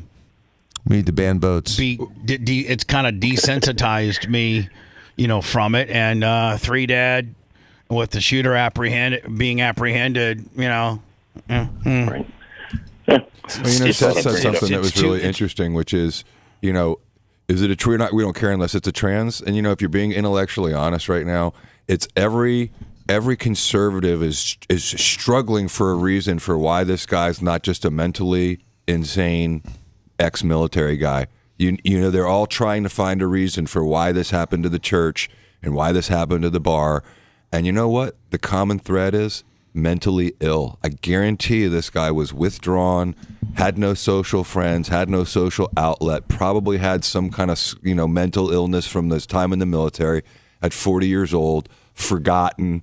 It doesn't have to be about trans, but we all look for that reason. Why is it? Why did he do it? Let's find a political reason. The reason is mental illness. If you look at all of them, whether it's mental illness from being a trans or being confused mentally, does not have a political affiliation. It does not. And if we were like we were saying last week, we need to all come together. This is one of those times. Let's not find a reason. Let's just say this is bad. Mass murder is bad. And I wish we had a powerful politician right now on either side that said, we as America, we as a country are at a very much of a crossroads tipping point where we need to stop worrying about whether you're red or blue or you're a Republican or a Democrat. We need to come together and we need somebody to bring us together and talk some common sense, kind of like what you just said, and the fact that let's stop worrying about whether the person, transcribed what their political stripes are. Let's stop that. Let's stop that. Can we put that on hold, please? Right. Like Timothy McVeigh, guess what? He was an ex-military man. He hated the government. He wasn't right. He wasn't left. He was anti-government. And I bet you there's a common thread with this, with mental illness, and with a problem with government. That's oftentimes a thread when you have these assaults that are on, government facilities like the ICE. When it's the ones against churches, oftentimes it can be about religion, but it's always a mental illness where these people perseverate on something, and the people around them should and could, if you see something, say something. These are those types of situations where what is the right answer, Dan, about mental illness facilities when they used to, we had asylums? And is there a happy medium between just locking everyone up? We do have some, but they have to be the worst of the worst. Most of them are acute people, for like people that are getting Baker Acted and stuff. They're acute facilities, not long-term facilities. The problem is that they systematically abused these poor mental health patients in the 70s and 80s, for 100 years. Once they started throwing them in there, they started abusing them from day one. Like from lobotomies to shock treatment. To sexual abuse, to torture. Not just shock treatment and lobotomies, Bubba. I'm talking about daily abuse, being tied down, being beaten, being slapped, having their teeth pulled, having their heads shaved, having sexual, being raped on a regular basis. They were absolutely they were the throwaways of society. They were the ones that had even less of a chance of getting out than the guy that was in jail for 2 years because he's getting out in 2 years. The crazy person, they're there forever. So they were getting abused even worse. They were unreliable. You can't get out of the crazy category, so to speak. No, you're crazy forever. And so if you're just there doing your crazy time and you're trying not to be crazy, they'll make you go crazy with the stuff they're doing to you. And absolutely. They could institutionalize adults too. Couldn't you say, this is my 18-year-old son and he's crazy and we need to institutionalize him? And they would all just, the way through. Boom. Gone. And they'll pick him up for 72 hours on evaluation, and if he shows any type of abnormally or anything like that. Then they put him in for 72 more, and then that makes him crazy, and he starts doing crazy-like stuff. Now they got you in the crazy category, and you're never getting out. But that's and then they're today. Then they're going to start doing stuff to you. That's today. But back in the day, then they're going to start doing stuff to you, and you're going to start rebellion, against getting shocked and getting this and getting that, and then it just kind of avalanches on you where now you're crazy.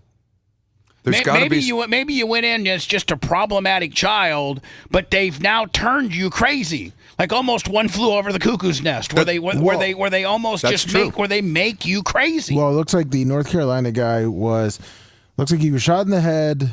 Looks like he was shot 5 times while he was serving, and it looks like he wrote a book. Serving as a soldier? Yeah, he was a Marine sniper. Okay. And it looked like he wrote a book saying, what was the book called? Headshot, Betrayal of a Nation. And it looks like he's been in 4 or 5 different lawsuits suing different people saying they have tried to kill him. So they say he's had mental issues since he got out of the military. I think he has. For sure. This is the North Carolina? Yeah. And they arrested him. They got him in custody. Well, Grady Judd was on an arresting spree last week, too. And nobody can do a press conference better than Grady Judd, period.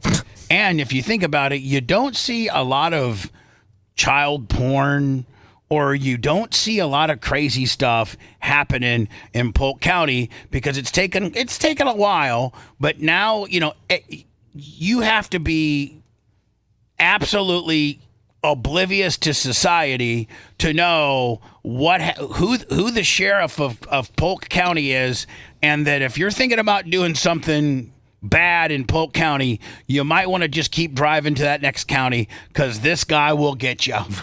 He will get you. They do stings all the time on this, and the best thing about being in Polk is that he gets people from Orlando and Tampa. Yes. Right. And here's the deal, man. If you're in Orlando and Tampa and you're thinking you're meeting that hooker and she wants to meet you in Lakeland, just say, you know what? If you could meet me over in maybe Hillsboro or maybe the other side, but I am not under any circumstances. I don't care how many pictures you send. I don't care if I talk to you on the phone. I'm not meeting you in Polk County. Because it's going to be Grady. It's just going to be Grady. There's things in life you just can't believe. So here's his latest bust. You order up a prostitute, right? Strike one that you ordered it in Polk County. This prostitute lives with his mother, by the way.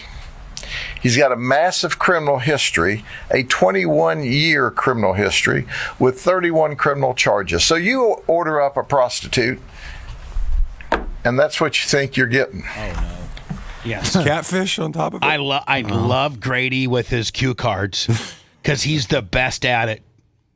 Now, when you look at that, you go, wow, that's pretty rough, but, any port in a storm. I love that. Any port in a storm. And to each its own. And then the next morning when you wake up, you find out this is who it really is. Now, this is the funniest thing ever because every one of us have used this term, Coyote Ugly. Right. Where the ongoing joke about Coyote Ugly is you wake up in the morning and you'd rather chew your arm off than wake her up. That's kind of the ongoing rib. I never thought that the Polk County Sheriff would be using that term while doing a press conference. Yeah. We call that Coyote Ugly. You see, he's laying on your arm in bed. You go, well, it was rough last night, but I've sobered up. I think I'll just chew my arm off and ease away so I don't disturb him or wake him up. All right, so you think you're buying this, you're getting this. He's got 31 criminal charges, and heck, if you're lucky, he doesn't kill you overnight. Boom. Nobody does it like Grady Judd. Am I right? Yeah, 100%. Did you guys see this? I did. I liked it. I think Bill Maher, who used to be a very outspoken Democrat, I don't know, man. I don't know. He still is. He's just not a progressive. He's an outspoken liberal, traditional liberal. He's a traditional Bill Clinton Democrat. 100%. And the party has moved from him. Right. And he stayed right true to his game. Through COVID, through the transgender stuff, he has actually been an advocate for many common sense things. I disagree with probably 50% of what he says, but I watch him because he will be intellectually honest about some things that are important to me. He will be honest about it. The fact that this issue has not gotten on people's radar. Right, no one's talking about it. It's pretty amazing. If you don't know what's going on in Nigeria, your media sources suck. Which, by the way, that's me. You know who she is? No. That's Nancy Mace. She's a South Carolina congressperson who's getting ready to run for governor, I believe. Of South Carolina. Yep. So she's a Republican. She's one of the people he always says, you know about Republicans? They come here and talk. So he's having a respectful debate with her. Right. They disagree on everything. But it's respectful. Yep. And they can agree to disagree. 100%. And there's no name calling. There's no violence. There's no canceling. And his fans shouldn't be mad at him for interviewing a Republican-type person. And Republican show hosts shouldn't get in trouble when they interview a Democrat. No. You need to talk to both sides to understand anything. Well, the last thing I want to say about him also is he says a lot.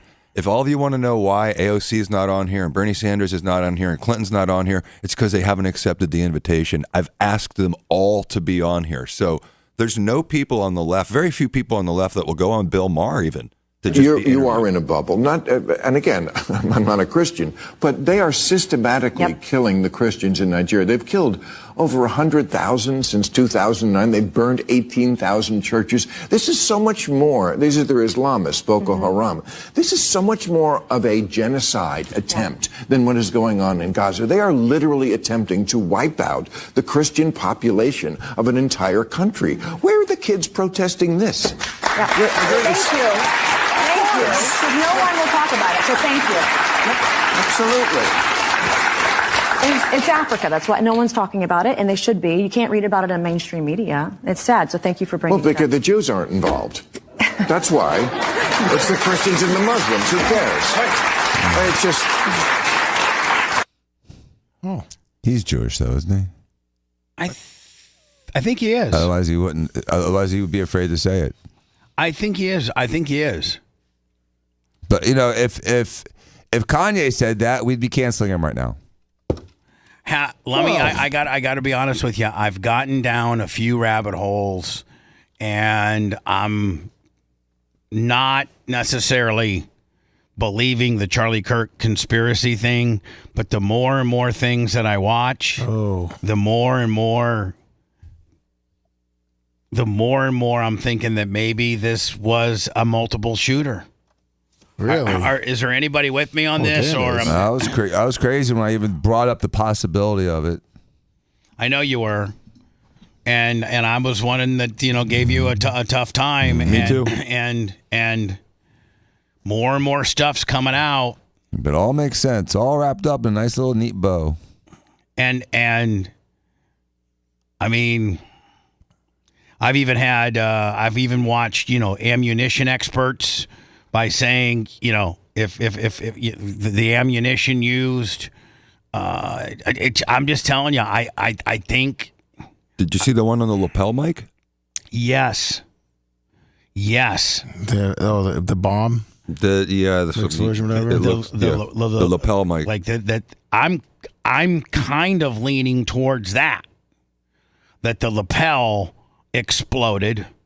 It was an exploding. Now, there's going to be a portion of people right now that are watching the show, either now or later or whenever, that says, oh, God, Bubba, just let it go. And I let it go. Me and Seth were like, and Seth still might be that way, but we were like, hey, I believe one shooter, guy down. I mean, everybody's making a big deal about nothing. Of course, nobody can just, absorb what they give you. We got to make it always something more than it really is. But the more and more that's coming out, it looks to be like there might be something there. I don't know. Interesting. I mean, have you? What changed your mind? Yeah. Just all the stuff that's coming out that seems to be not for clickbait, but actually has hard data and slowed way down video footage, and the reason, like, why wasn't the scene immediately marked as a crime scene, and why were people allowed to go into that area and take down cameras, and was that a camera? And was that a camera? And and did that guy fall right into that trap door that dove from the right side? Right. He just seemed to just disappear into the trap door. Why have they concrete? Like, why isn't that still roped off as a crime scene? Why did they pour concrete within 48 hours of it happening and take and at that point I think concrete over that trap door? Like, just some questions, that. I don't know. One of the biggest ones I have is just what Danny said about the ballistics, and I've heard so many people online talking about the power of a 30-06. And I'm not a hunter. I dabble a little bit in guns. I'm a concealed weapons permit holder, but I don't really know. I haven't shot a deer ever, and so Dan's argument that the skin and bone of a deer is much tougher than the skin and bone of a human being, and that he's never seen a 30-06 not go completely through a deer or have it get lodged in a bone. Is just like, for me, that's like the hard one for me to say, well, what's the explanation? It's not that it hit the cross. I don't really have a good, because I love to, Danny and I love to debate each other, and they love to shut each other down when we can. I got nothing for you, Dan. I don't either. Wow. And the fact that, like, I'm just telling you right now, from the horrific footage, if you watch the footage, which is horrible, but it was not an entry wound. I can't keep watching the the wound that was produced, where the blood is literally just spewing out. And I'm talking to a guy now that is 1, a gun expert, 2, a ballistic expert, 3, a hunting expert, and 4, a doctor that has treated gun wounds, lots of them. It just looks to me like what came out of Charlie Kirk was not an entry wound. You can't get that type of blood flow from an entry wound. From a 30-06 at 200 yards. Dan, I think obviously you're going to co-sign with me, but you just can't. Like that, there's no way that happens unless that's an exit wound. I agree. So is the entry wound of a 30-06 a small hole, and the exit wound blows out, right? Yes. That's the way it would look on a deer? It's look on anything. A human being, a deer. Unless it was, the only way that wouldn't be the case is if it were tangential, meaning it kind of skived off of it and just hit like the edge of it. Like the ear on Trump. Like if Trump's head had been an inch to the right, he would have had a big hole in the side of his head, and it would have been an entrance and an exit wound, sort of. Oh, yeah. You know what I'm saying? Because it got kind of like a corner. Yeah, it got the edge of it. It's got the corner. But this bullet supposedly was lodged in his spine, so it should be a direct entrance wound without a deformed bullet that just crushed on his spine. And is it true they didn't do an autopsy? I don't know. I'm hearing that. Is it an autopsy versus a death certificate, like with the Hogan thing? There's a discrepancy between someone signing a death certificate versus the actual autopsy. People thought I was insane when I was breaking down, Hogan's health. And, as it was deteriorating, I was the only person on that island. And so I cannot, rule out the fact that I'm just not going to sit over here and, join the media okie doke party. Mm-hmm. Well, let me ask this then. Since it's easy to go, yeah, the media is lying.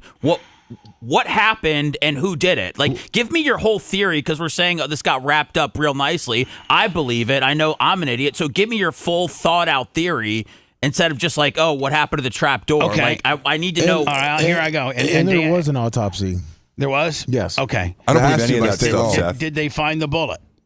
Yes, they did find the bullet inside of him. Yeah, the doctor said that he had stronger bones or whatever. That was it a 30-06? That was the autopsy doctor. Yeah, they haven't. They said they haven't released the bullet, or so they haven't said what bullet. Seth, here's to answer your question.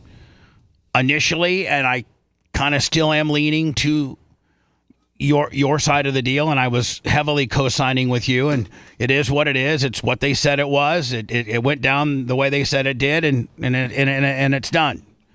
But I've now watched other footage that shows, the bullet or some type of disturbance that came from the opposite direction, which would have been Charlie's right side, stage left. And that came in that way through his right trapezoid and exited out where it did. But Lummy says that they did do an autopsy and found the bullet. And then the other thing that I've seen, Seth, that I'm not convinced, I'm just been looking at and a little confused of this exploding lapel mic that acted like a bullet or a bomb, if you will. And I've seen slowed down footage that shows that as well. So I want to believe that it was, Tyler Robinson from 200 yards, and that's it. And it was a freak shot that happened to go into his carotid artery and blew it up immediately. And the bullet, a 30-06, stayed inside of his body, and it was one shooter, and people that pulled cameras down and the cementing of the trapdoor is just procedurally what happened. I'm about 50, 60, 70% there, but then I see the other footage of what I talked about, and that is the exploding lapel mic, which slowed down and had some, not convincing, but an ulterior reasoning as to what happened. And then the shooter from the, cell phone, gun / or from a distance up in that corner that came from the opposite direction. So I've been seeing, and so that would be my other theories, Seth, but I'm not doubling down on that's what happened. I'm just kind of confused right now. Okay. All right. In the fact that, I think that there might have been somebody else that helped or participated. So okay. All right. That's what I was asking. But I don't know. I don't know. And I don't think anybody knows. I think and I don't know that anybody will know, because I don't know that anybody's really investigating any of this. I think the government's just this is what it is. It is what it is. It's how we laid it out, and that's the further that we're going with it. I don't think the media is wanting to go any further with this than what they have. I think they want to, wrap it all up the way they've wrapped it up, and that's what it is. This is one of those times where I wish Kash Patel would be more transparent. They came out within the first 12 hours. This is who did it. He was wrong. And then he came out with the Tyler Robinson, and that's the theory. And so for the last 10 days or so, he said, we're going to investigate all those around them. Okay. Well, what have you found out? If there's nothing to see there, tell us. Nothing to see there. If there's more evidence supporting that he's the guy, then I just think it's incumbent on the FBI to give us more information rather than let the United States sit there in conspiracy land with tinfoil hats on in YouTube and the cyberspace. It's ridiculous, because I agree with Seth. My mind wants me to believe it's Tyler Robinson. Me too. There's a part of it that's just tied up so clearly with the bow, and then all of a sudden they stop talking about it. And so I don't know, Seth. I think it was probably him. And so my only question is, were there other people that were aware of it or helping him? And I'd like I'd like the government to take these couple other theories and debunk them. Other than say, hey, okay, you're going to believe the Tyler Robinson deal. We got it wrapped up into a bow. Here's how it went down. Boom. See you later. Yeah. Instead, I'd feel better if the government said, okay, there's a couple other theories that are floating around, and let me show you why these are not true. That would be awesome. Because here's we have the lapel mic. It didn't explode. Here it is. Yep. Here is this angle from the right side and why it didn't happen that way. The reason why, if indeed I don't even now, I'm hearing that they may not have even concreted over this this trap door, and that there might have not even been a trap door. I don't even believe there's a trap door. I mean, I don't even. That's I've like seen the most multiple pictures of the trap door before, during, and after the thing happened. But here's what's weird, Bubba. I mean, have the government instead of sticking their head in the sand and say, "This is how it went down. Take it or leave it." Yeah. Give us a few other options, because we are talking about other situations, and like you said, Jay, be a little more transparent with us and say, okay, Yep. I know there's a lot of you that think this, and this, and we're going to walk you through it. Give us a Grady Judge, press conference where he's got some this is what people think about cell phone guy. This is why it wasn't cell phone guy. This is why people think there was a trap door. There's no trap. He could literally debunk half a dozen theories in a 20-minute press conference, and then we could all be focusing on something else other than conspiracy theories about what no one knows to be true. No one knows any of it to be true. So yeah, I mean, but that's the problem. The government will never take those other theories and break them right on down and tell you why you're stupid. I mean, I would feel so much better if they're like, okay, we know there's an exploding lapel gimmick out there. Let us show you why that didn't happen. And we know that there's a 2 or 3 trapdoor gimmick. Let us show you why that didn't happen. And we know that there's a guy that had a cell phone that might have came in from the right-hand side. And let us show you why the entry wound looked like an exit wound. Can I ask a question? Yes. Does And we got to anyone go into see- words, too. Okay, has anyone seen a picture of the scene right after they carried him away? Where is the massive pool of blood? Oh, so that didn't happen either? I'm just asking for it. Where's a picture of the massive pool of blood that takes a long time to clean up? Blood just doesn't just wash away. Yeah, but Dan, some theories are just absurd on their own. We saw it in real time, and anyone who saw it knows that there was going to be blood there. And so, I mean, I don't know what's your implication. But, It didn't happen. but Dan, Dan is correct, Jay, and there isn't photographs of that massive pool. We saw the explosion and how hard that blood came out. That would have created an unbelievable blood trail, and I've not seen a picture So of then I'm with Seth then. So what happened then? He didn't bleed? Oh, so I he have to didn't have die? all the I'm not- answers. I can't poke a hole without, but have to have all the answers. I'm just saying some holes are called red herrings. Some of them are red herrings. Where's the blood? Show me blood. You know what? I'm going to go into words. I think we can all agree to this. You ready for this? Yeah. Are we going to start looking for blood? No. God, please, no, Seth. There should be blood everywhere, I'm Seth. going into Should be I'm going everywhere. into commercials, and I think we can all agree on this. Show us more than what you've showed us. Yes. Show us every aspect of this investigation. Show us the lapel mic that you recovered. Show us the trapdoor situation. Show us the pool of blood that was there when you carried him away. And show me that credit card gun that wasn't fired. If you liked that segment, then you'll definitely like the new redesigned BubbaArmyHQ.com. We'll be back to the Bubba the Love Sponge show after this.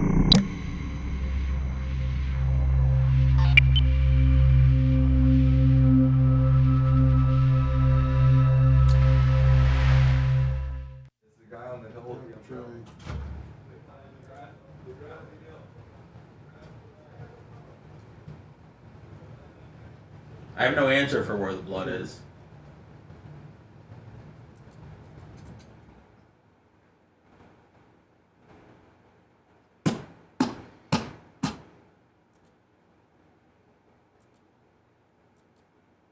I told you that ice story was going to drop real quickly. Which one? The ice story, the ice shooting. Oh, yeah. I knew that was going to be cut and dry.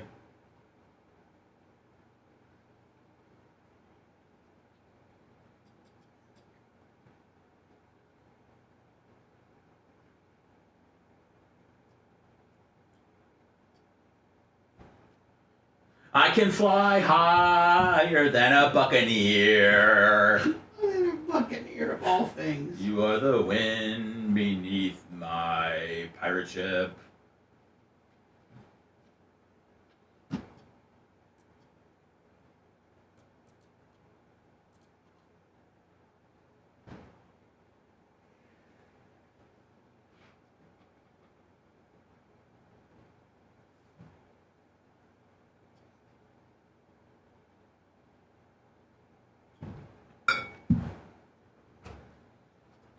So high, I want to touch the sky.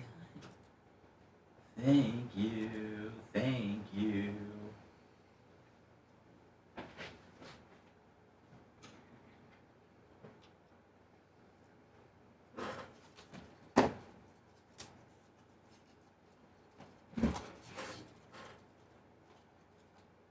Dun dun dun dun.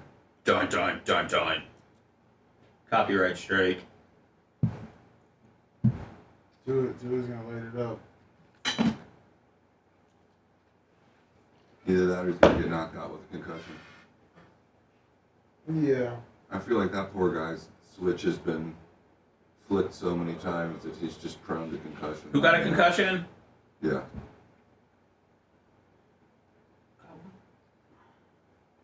It's sort of like what happened with Mike Tyson. You know, once he saw that he could get knocked out, it's like, uh-oh. No. He got knocked out. Did he go to jail? Yeah, but he ended up getting knocked out a couple more times, I think. Once he was no longer infallible, it was really when Gus Yamada died. Tim Albrecht? Oh no, Marjorie Taylor Greene's posting the "If I die, I didn't kill myself" stuff. Nuh-uh. What's up, Nick?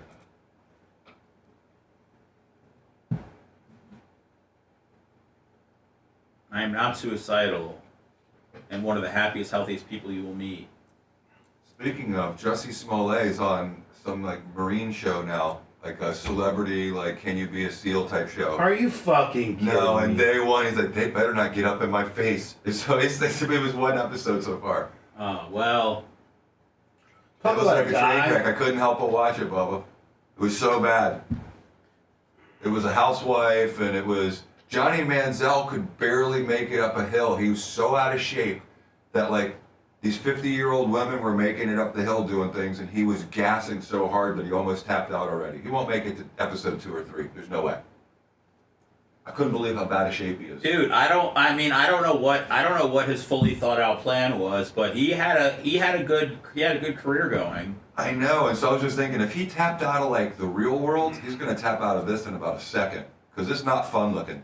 Oh no, he's got but the paycheck. I mean, that's the only kind of work he's gonna get. I don't think he'd get any serious acting work. I mean, I don't. Maybe he's got. You're right. Maybe he's got friends and stuff, but I don't know.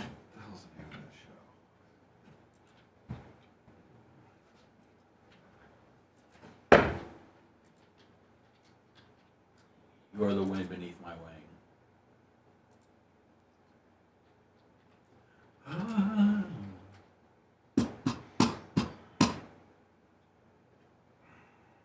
The thing is that the Buccaneers got Baker Mayfield for free, and he's an elite quarterback. I mean, for free. And how often does that happen?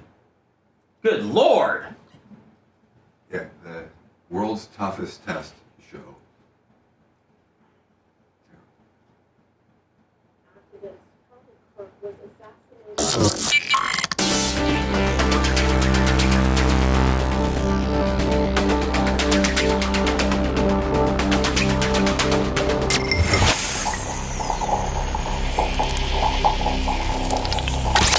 Broadcasting live from the Aquabito studios, aquabito.com/Bubba. It's the Bubba the Love Sponge Show.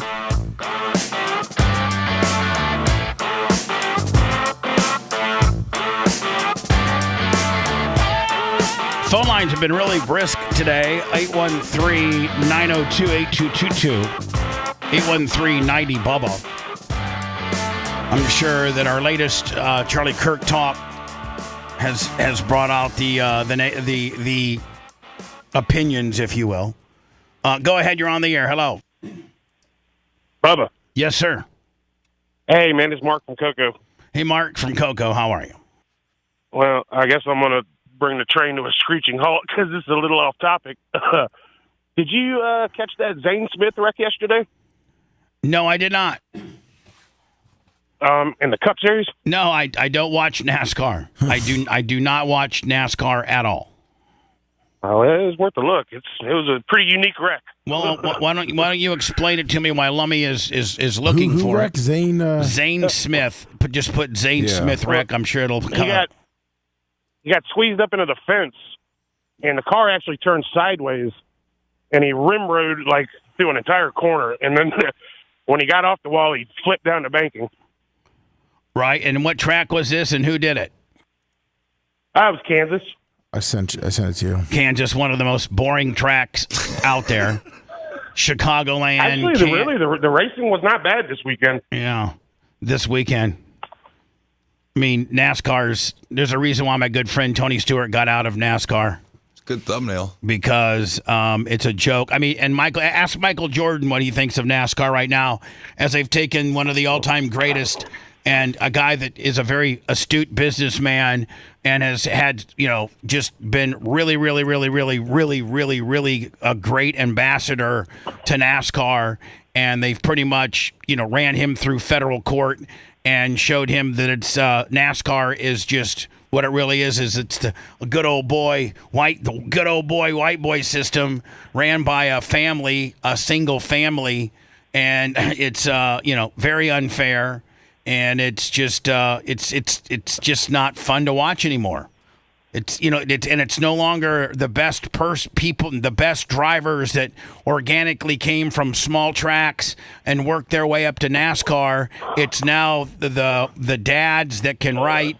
It's $2.5 million for ARCA, it's $5 million for Xfinity, and it's $8 or $9 million for NASCAR. Just write a check and your kid's in. So you, I guarantee you being a NASCAR fan, realize that that's what it's come down to. Absolutely. There's no, they're not getting the organically grown race car drivers anymore. Now it's just about whose daddy's got the biggest check. You're getting the William Byrons, the Carson Hosefers. You're getting, those guys who dads write checks, and, it's just not, and now NASCAR has squeezed it down so much that you can't even put the car together yourself with parts that you get and you test, and this part might be a little better than the next guy's part.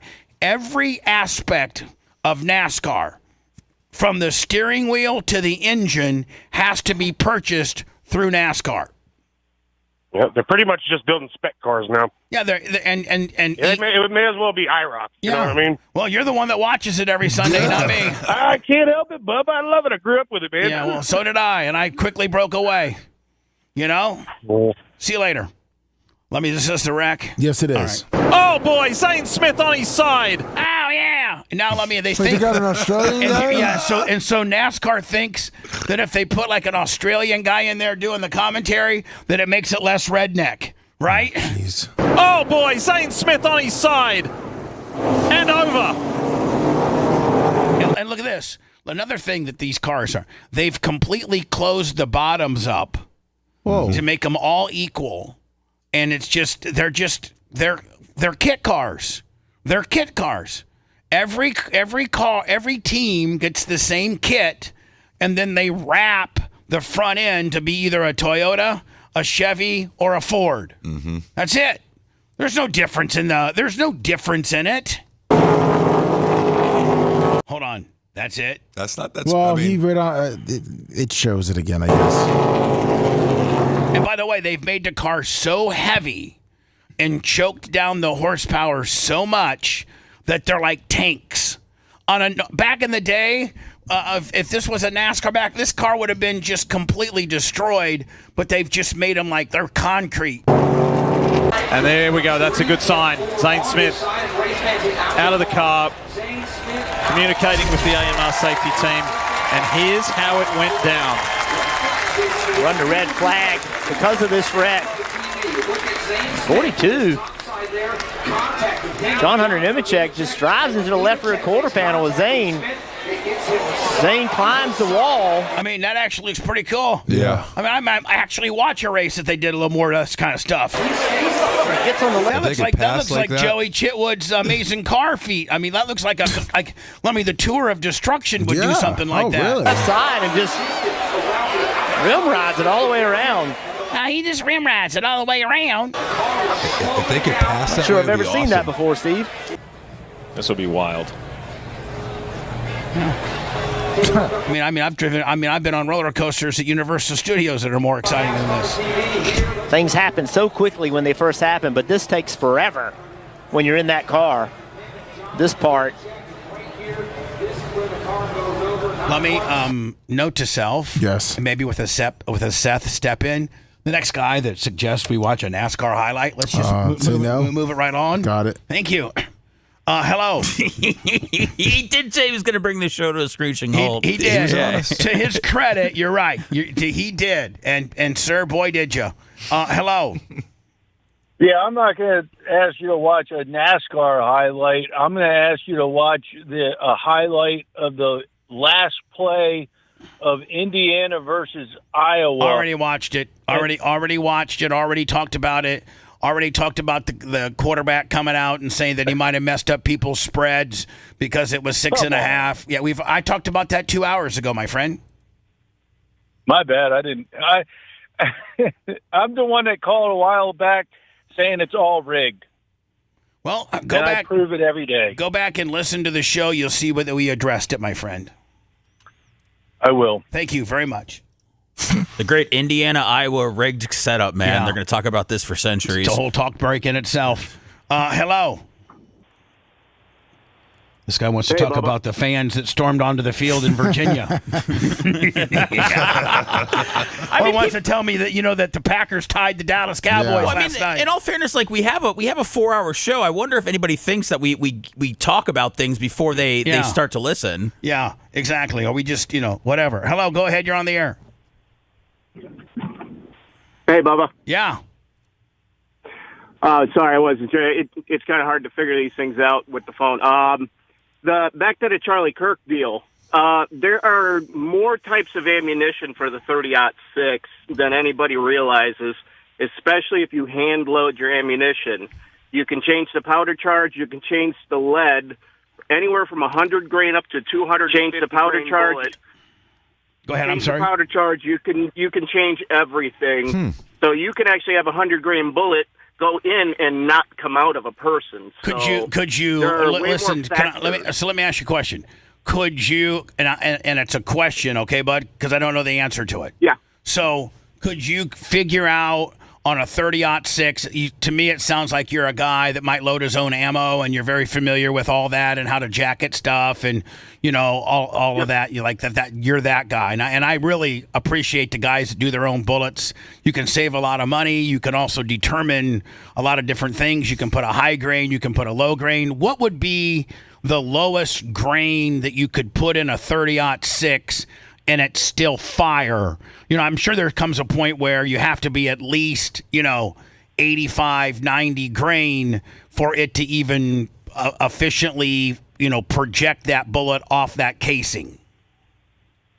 They go all the way down. The 30 cal goes all the way down to 100 grain, and it's a very, very tiny jacket on the bottom, and it's all lead on the top.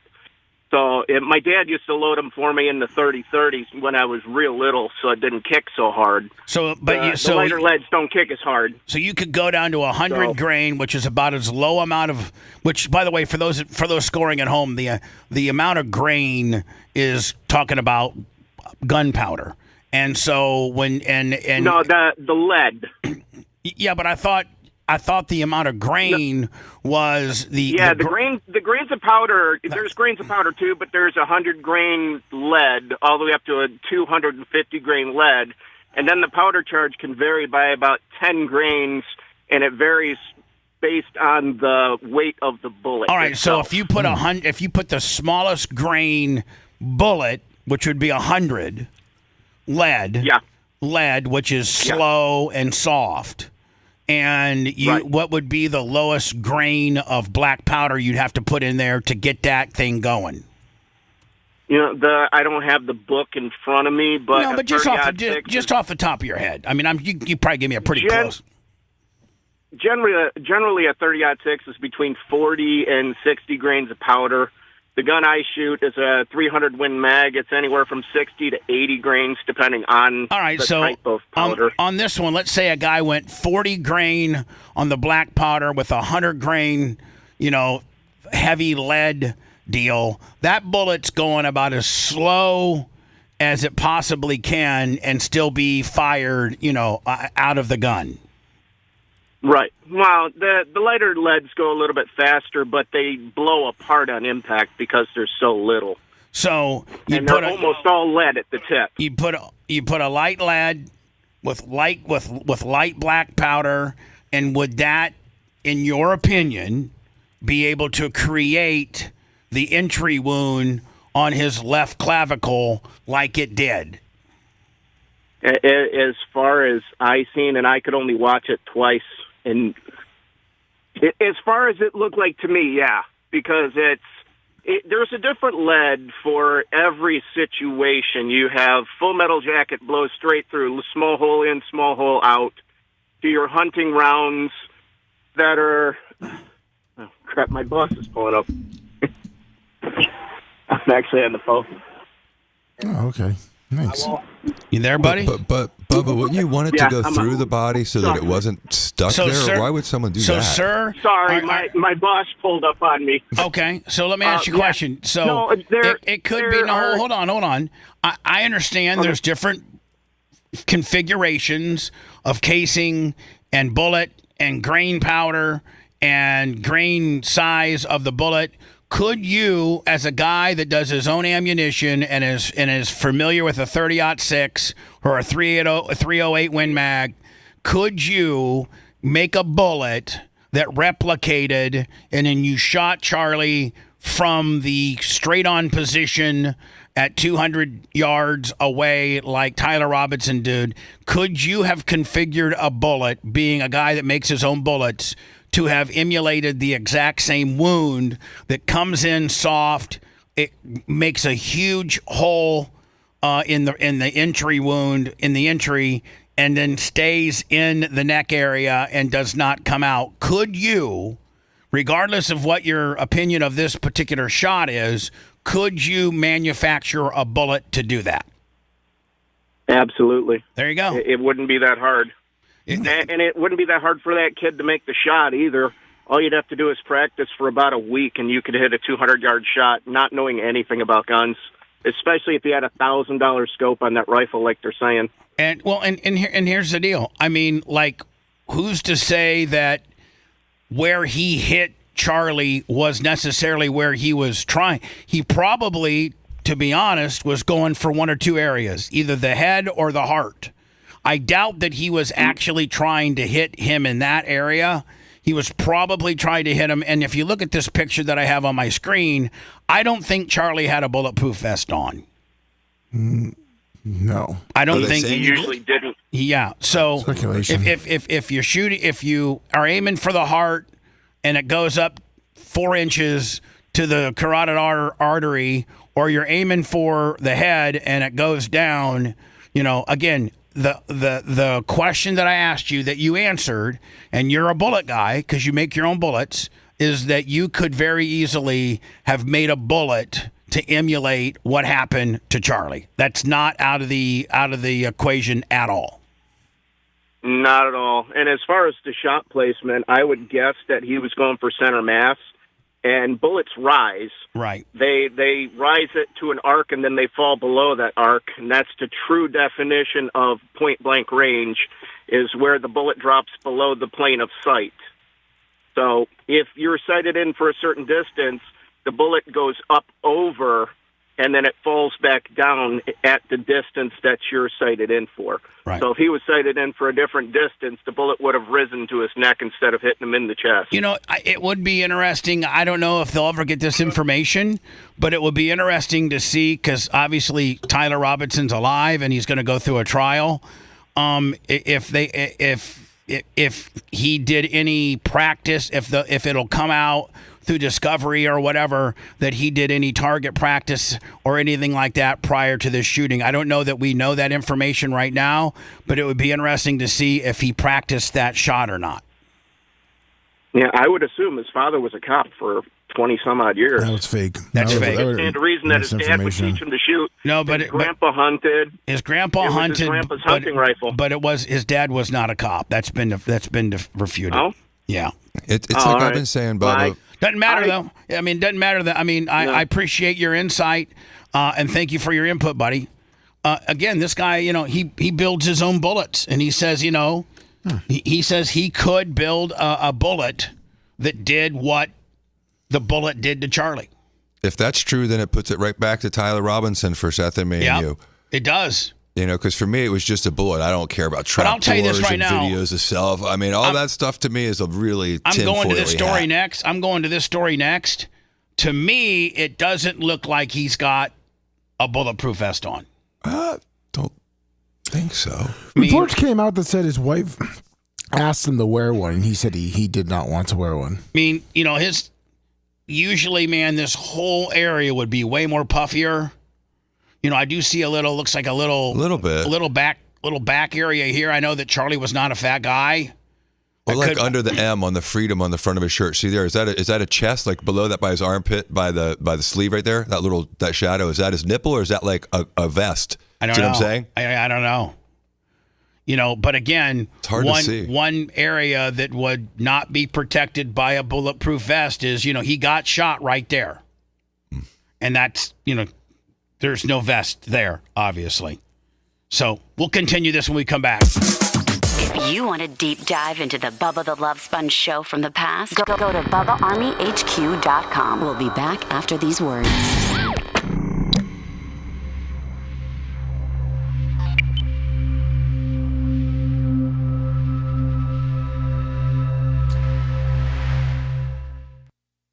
don't know. I thought that it would be better to not have the slug. Then they just pull it out of the grass, I guess, or something out of somewhere. Message would be read. On the board. That's true. Could be. One to be caught. Not caught with age. Oh, but the casing was spent there anyway on the roof, I think. Right? Yeah.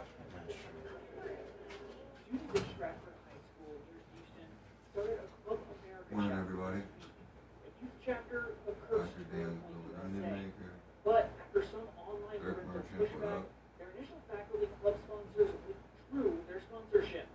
Attorney General Ken Paxton threatened to have the AG's office review the parents' group's Facebook messages and said the radical leftist culture of suppression must be totally defeated. Then he showed his support for the students on Wednesday night in person.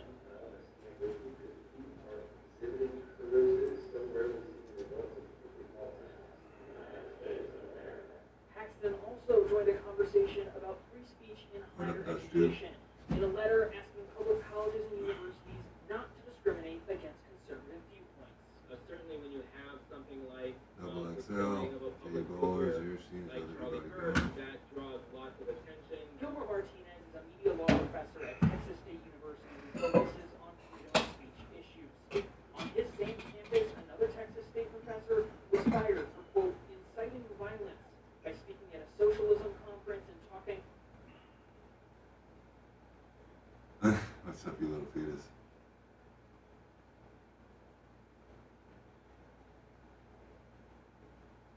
That's interesting alpha acres. I don't hunt, so I don't know.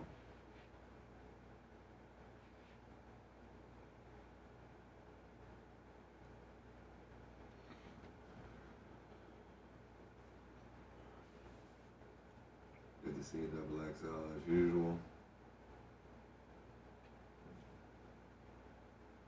What up, J Bowler?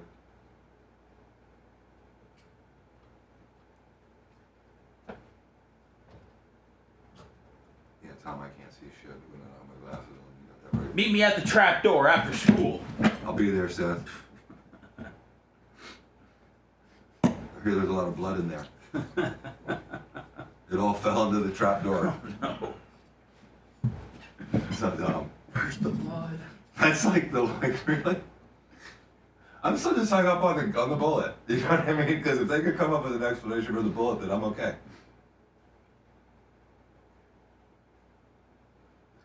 Dan's just not buying the doctor saying that the guy had strong bones. But if you told Dan he had strong bones, he'd believe it.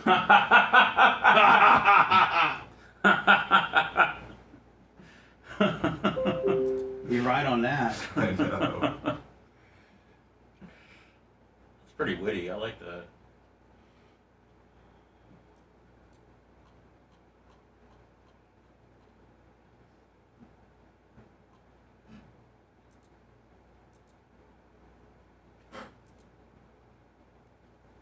Well, thank God the NFL brought us the Jets and the Dolphins to take our minds off of all these tragedies going on in the world. What a great game. It's the Dolphins' fault for fucking sucking, dude. For sure. They put that team together. That team has had some amazing players over the last 3 years and done nothing with them. Yeah, it's time to get Tyreek out of there. I don't think anybody wants him, but...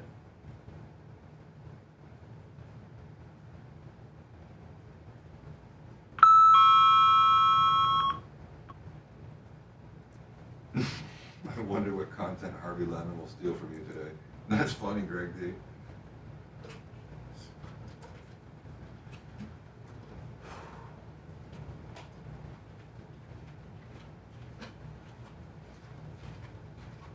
Sorry, Rookie. Yeah, you guys had a hell of a game.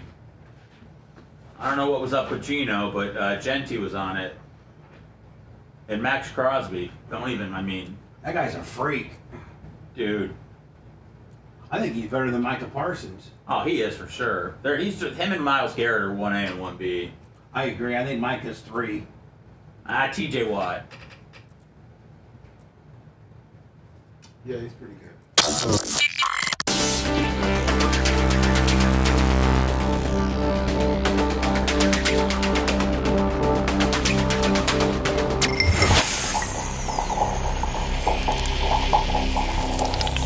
Broadcasting live from the Aquabito Studios. Aquabito.com/Bubba.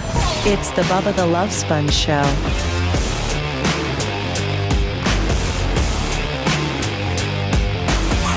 I mean, I think everybody knows that when you think it's just too good to be true, it usually is. And when you're in that throuple that you think's going to go on forever, is it polyamorous? Polyamorous. Yeah. This looks like a nice couple. This looks like a nice couple. By the way, they lived in a trailer in a double wide, and when you think, Did you see how much it cost? No, but did you see how? I'm going to show you a picture, and look how nice it is. Look. Yeah, it's $172,000 is what they paid for it. That's a nice, like when you think of, That's a manufactured home. White trash that's part of a throuple that two of which got kicked out and arrested.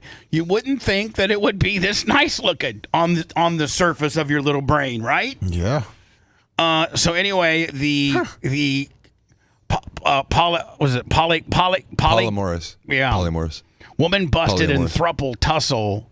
The contentious demise of the throuple resulted in the arrest of a female member of the polyamorous trio, according to responding to a 10 p.m. domestic disturbance police call, and of course, Lummy, Florida. Oh, Ocala area. Yeah, right there in the Ocala area. Oh. Well, I mean, we should reach out to these and maybe at least. Now, are they all? It looks like all three of them got arrested. That's a jumpsuit, isn't it? Yeah. That's a jumpsuit. He looks like he's taking it the hardest. He is. He lost his two shorties. In Somerville, Florida, encountered Devin Driscoll, age 26, who advised that she wanted her ex-boyfriend and ex-girlfriend to get kicked out of the house. The residence is a double-wide mobile home that was purchased by Driscoll's mother in 2023 for $172,500. I mean, that's a lot of money for a double real wide. House. Yeah. Police reported that she was in a polyamorous relationship with the two that have since broken it up and wants them out. Driscoll's former partners were there's two. Okay, I guess it gives them two names. Annalicia Bolivier and Christopher Rosario, 27. Bolivier and Rosario have a daughter in common. Oh. Now, how are you doing a throuple, threesome, polyamorous with a kid laying around the cut?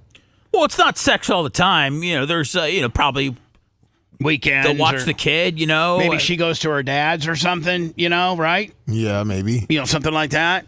And then once she goes to the dad's and the coast is clear, then we can start blasting. Yeah, As the two became three, it's unclear when Driscoll got involved with Bouvier and Rosario, each of them pictured above. During the disturbance on Tuesday, Driscoll allegedly struck Bouvier in the head while on the home's front porch. Bouvier said that she punched back in self-defense, which caused Driscoll to fall down a couple stairs. So he hits her, she hits him, he falls down the stairs. Driscoll, who denied shoving Bouvier in the face, was judged the aggressor by the deputies, who arrested for simple domestic battery, a misdemeanor, after being booked in the Marion County jail. Driscoll was freed on her own recognizance and ordered to have no contact with Bouvier. On the application seeking a public defender, Driscoll stated that she had dependents and about $4,900. Hell, she's making $5,000 a month. I wonder what she's doing. I don't know. Court filings do not indicate where the former throuple members are now residing. As most things of interest in Marion and Lake counties, Jordan Pennington of Village News was there first. We should maybe get a hold of maybe Jordan Pennington and see if there's somehow we can make contact. I'd like to. I think Which one of the three? Any of them. They all got a story. I think I'd want to talk to the big girl. Well, aren't they both kind of big? Yeah, I mean, they both are kind of big, but that doesn't limit it very much. I'd like to talk to any of them. Okay. Be like, what happened? What happened? What, do you guys still want to be together? Are you gonna drop the charges? What happened? And when it was good, let's not talk about when it was bad. Let's talk about when it was good. When you all three were rolling around, who was doing what? Ugh. I know, exactly. Ew. Did you see this poor woman? I think she died. This poor woman died. In this quiet Los Feliz neighborhood, it's hard to imagine the pain that unfolded behind this door. By the way, it's only in the left channel, so it's probably the fact I'm not on Firefox. I didn't do enough. I didn't fight hard enough for her to get the help that she needed. Ariel Miller going through the stages of grief after the gruesome discovery of her friend, 37-year-old June Bunyan's body. I saw her being carried out in multiple body bags. She says they became neighbors and instant friends when Bunyan... Now, think about that. You're staying at this place. That looks like a pretty nice place there, right? I mean, that looks like a nice apartment complex, right? They all got balconies, common entryway there. What is that, a Lexus or an Infinity? I mean, that's, and nice. Mazda. But that's not by all means. No, that's an upper end Mazda. Yeah, but that's a nice place. And next thing you know, they're carrying out your next door neighbor in multiple bags because she's been cut up. Moved into this complex about a year and a half ago. And Jay, would the landlord have to tell you? Because I would, if you're going there and you didn't, 2, 3, 4 weeks from now, they got it all cleaned up and they got the place up for rent. I don't think they have to tell you unless you ask. I think that's the law. I don't do that kind of law, but I don't think so unless it affects the ability for the home to be habitable, meaning flooding or mold or infestation. I don't think so. I mean, I wonder if you should say, hey, I really like this place and I'll put a deposit down, but has anybody ever been killed or chopped up or anything? Is that the question we should ask now? Is any suicides or, Can I get a suicide discount, please? Yeah. Can I get a girl got chopped up in 4 different bags discount? Dismemberment. June was really friendly and really outgoing. A Scottish immigrant, Bunyan came to Los Angeles with a dream. She'd studied law in hopes... She's on the right. She's the big girl. Oh. And her boyfriend, well, I'll tell you the story, poor little thing. Defend the most vulnerable in court. But behind closed doors, those closest to her say she was living Unit 18, man. A very different kind of story with her husband, 25-year-old Jonathan Renteria. But they did... Who? Jonathan Renteria. Sounds like Trump needs to be rounding him up. Sorry. Meet on Twitter, and then she came here. Oh, they met on Twitter. Okay. Let's go back to strike one. With her Oh, husband, man. 25-year-old Jonathan Renteria. But they did meet on Twitter, and then Strike 1. 2 and 3.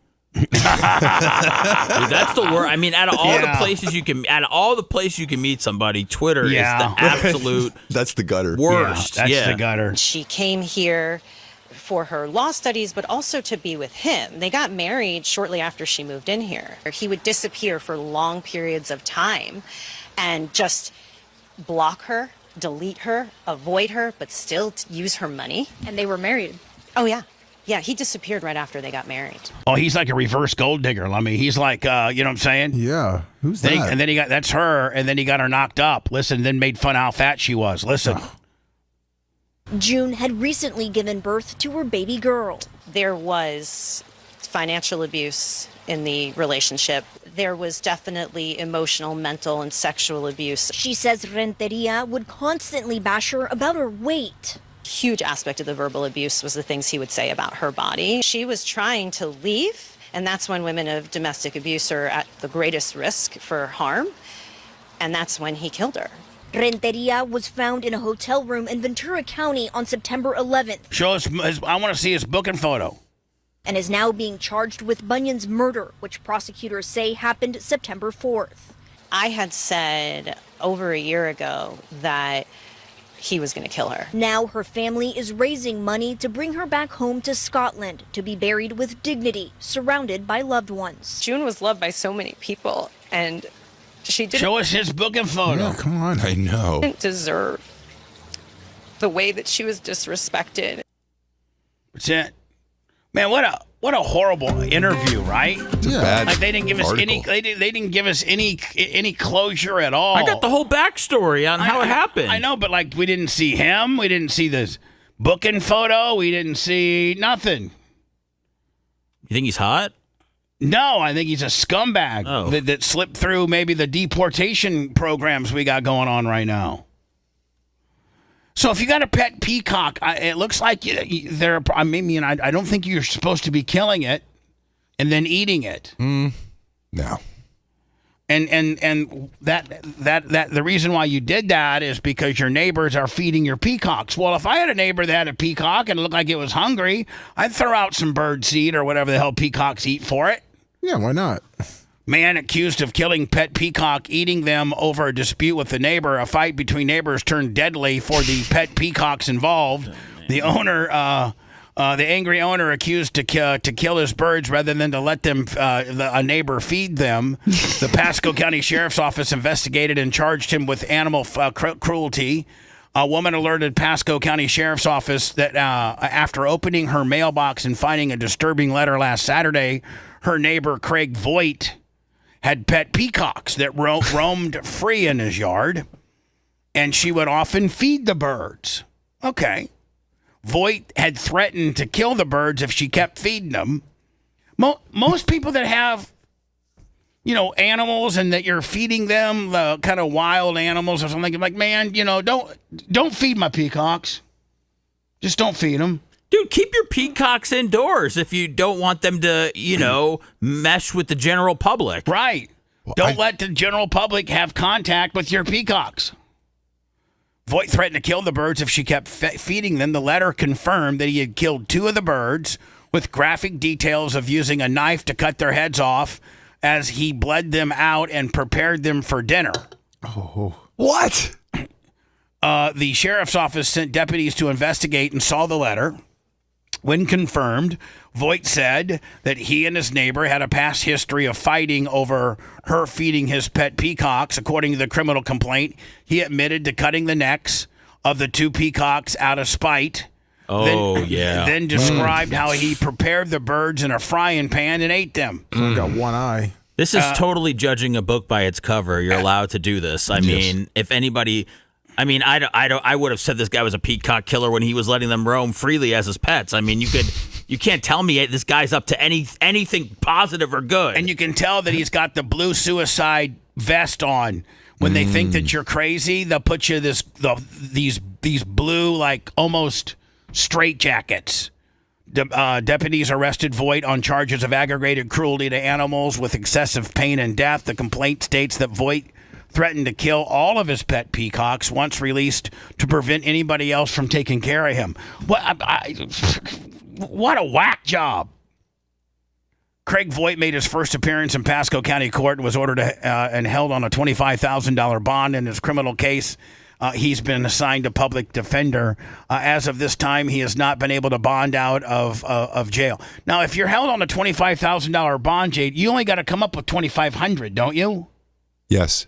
Let's go get him and find out what the hell happened. No, let's keep him far away because those can you imagine what he'd do with our goats? Oh God. Well, it's interesting, because I was like, peacocks, it's not illegal to kill a peacock. This is like your big hog caper. But it's actually, there are some areas in Florida where killing a peacock is unlawful. I think they're protected in some areas. Exactly. I didn't know It's that. like that, when you buy that waterfront property in St. Pete and you got those disgusting mangroves that have infiltrated your shoreline and it makes you have you can't have a real nice view of the water, so you go down there and you cut down these mangroves that look like a bunch of stupid ass bushes and you're in jail. Yeah, the thing protecting the shoreline so it doesn't disappear. My buddy on my island when I lived out there by Fabrizi, he bought right there on the point there, and there was mangroves, and he takes a chainsaw one Saturday and starts cutting them down, and Fabrizi said he'll be in jail by Tuesday, and I go, what do you mean? He goes, you cannot cut those things down. You have to get it's like a big time permit, and it has to be okayed by the state. And then you have to give them how much of it you're taking, and then they got to come out and survey it and say, okay, out of all these mangroves you're allowed to cut in this little area. Yep. And that's it's highly regulated. It can only be 6 feet tall. You're only allowed to do 65% of it. You have to leave 35% of it. I did it because I had it when I used to live near Danny and Steven on Bayshore. Right. My backyard was completely covered with mangroves across the water. Right. And so I hired a company that did it correctly, and I still almost got in trouble, but I didn't because I did it correctly. And so it's even very when difficult. you do it correctly, they still try to screw at you. Oh yeah, I had to hire a lawyer. Yeah, you did. Well, sir, what do you need to retire? Can you represent me on this big mangrove caper? I'm ready to go to prison. Someone I knew from law school, and there were no receipts, there was nothing for it, and he said, look, there's so many governmental agencies with 3 letters that no one's going to realize what happened in 2 years, and so just sit tight, everything will be cool. And that's exactly what happened. Yeah. Lummy, when we get done, we'll wrap the show up next. It's been flying by, and then we'll do a little bit of an after show. But I got to go to the doctor's today. Everything okay? Yeah, I'm just getting my blood panel. Oh, okay. Getting my blood panel, my every 3 or 4 months blood panel. So just got to do it. But Lummy, going to Quest, how much of an absolute goat rodeo that is. Sure is. Even if you have an appointment and a confirmation number and you get there 10 minutes before your lab time, you still could be waiting 30, and you walk into the waiting room and I told Lummy this, there's 45 people ahead of you. Yes, there is. Waiting to get drug tested. Yeah, most of them, yes. You're listening to the Bubba the Love Sponge Show. If you want 24/7 on-demand Bubba and the crew, go to BubbaArmyHQ.com. The Bubba the Love Sponge Show will be back after this.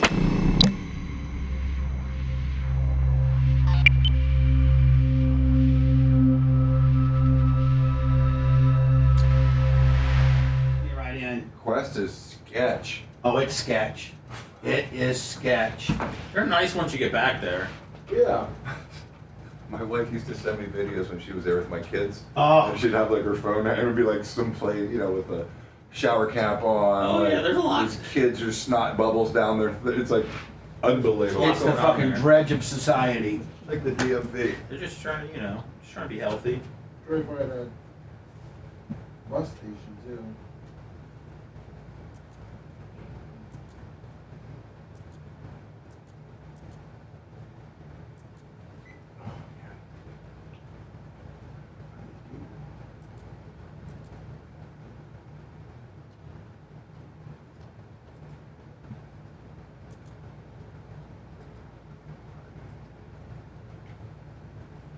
Poodlebine.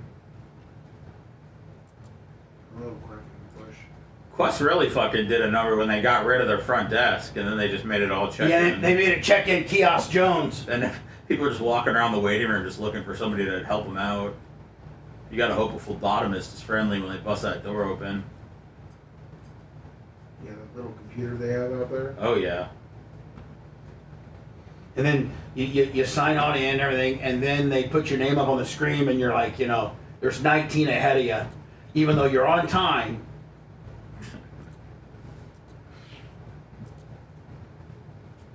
I've had to walk in there before. It's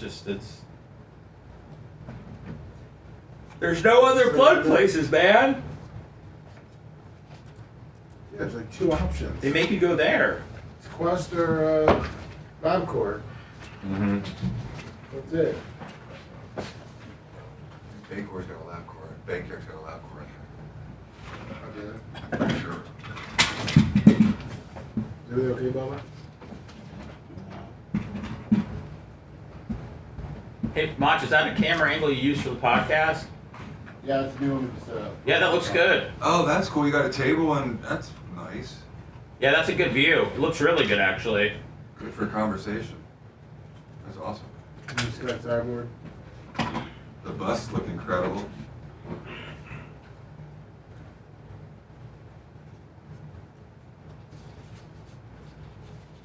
Yeah, that desk looks fucking clean. That looks good as fuck, doesn't it? Looks awesome. Yeah.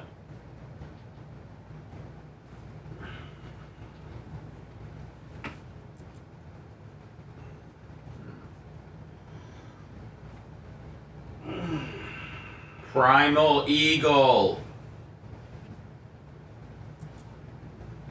Steve Gore, 1968, 28 months.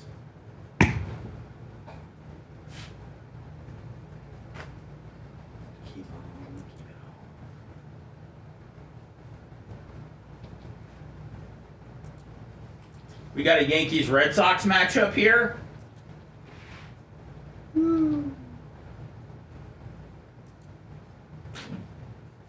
that table looks sick. Oh yeah. Oh my God. You The sit three behind the Yankees. big desk, Bubba? Is that what you do? And then the guest sits in the other chair? Yeah. My first podcast comes out. What date, Lummy? We're talking about Wednesday. Did you already have the interview done? Yeah. Who was it? Or you just can't say? $20 speak. It was this guy who, What up, Felix? What's up, Lou? the $200 speaker scam guy that. Oh yeah. Yeah, he had one of the largest speaker scams in America. Sounds interesting. Divisional?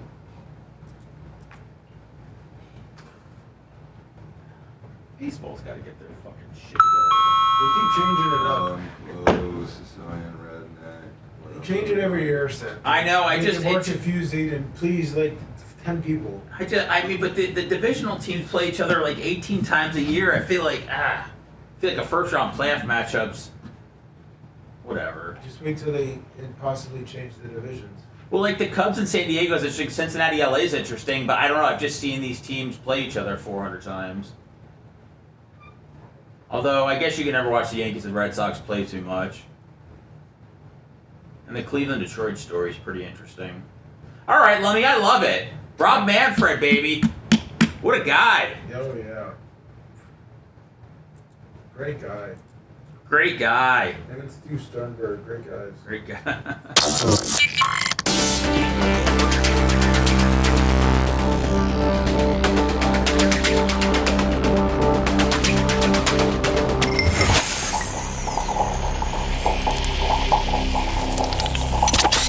Broadcasting live from the Aquabedo studios. Aquabedo.com/Bubba. It's the Bubba the Love Sponge show. Don't forget Apple TV, Amazon, and Google Play.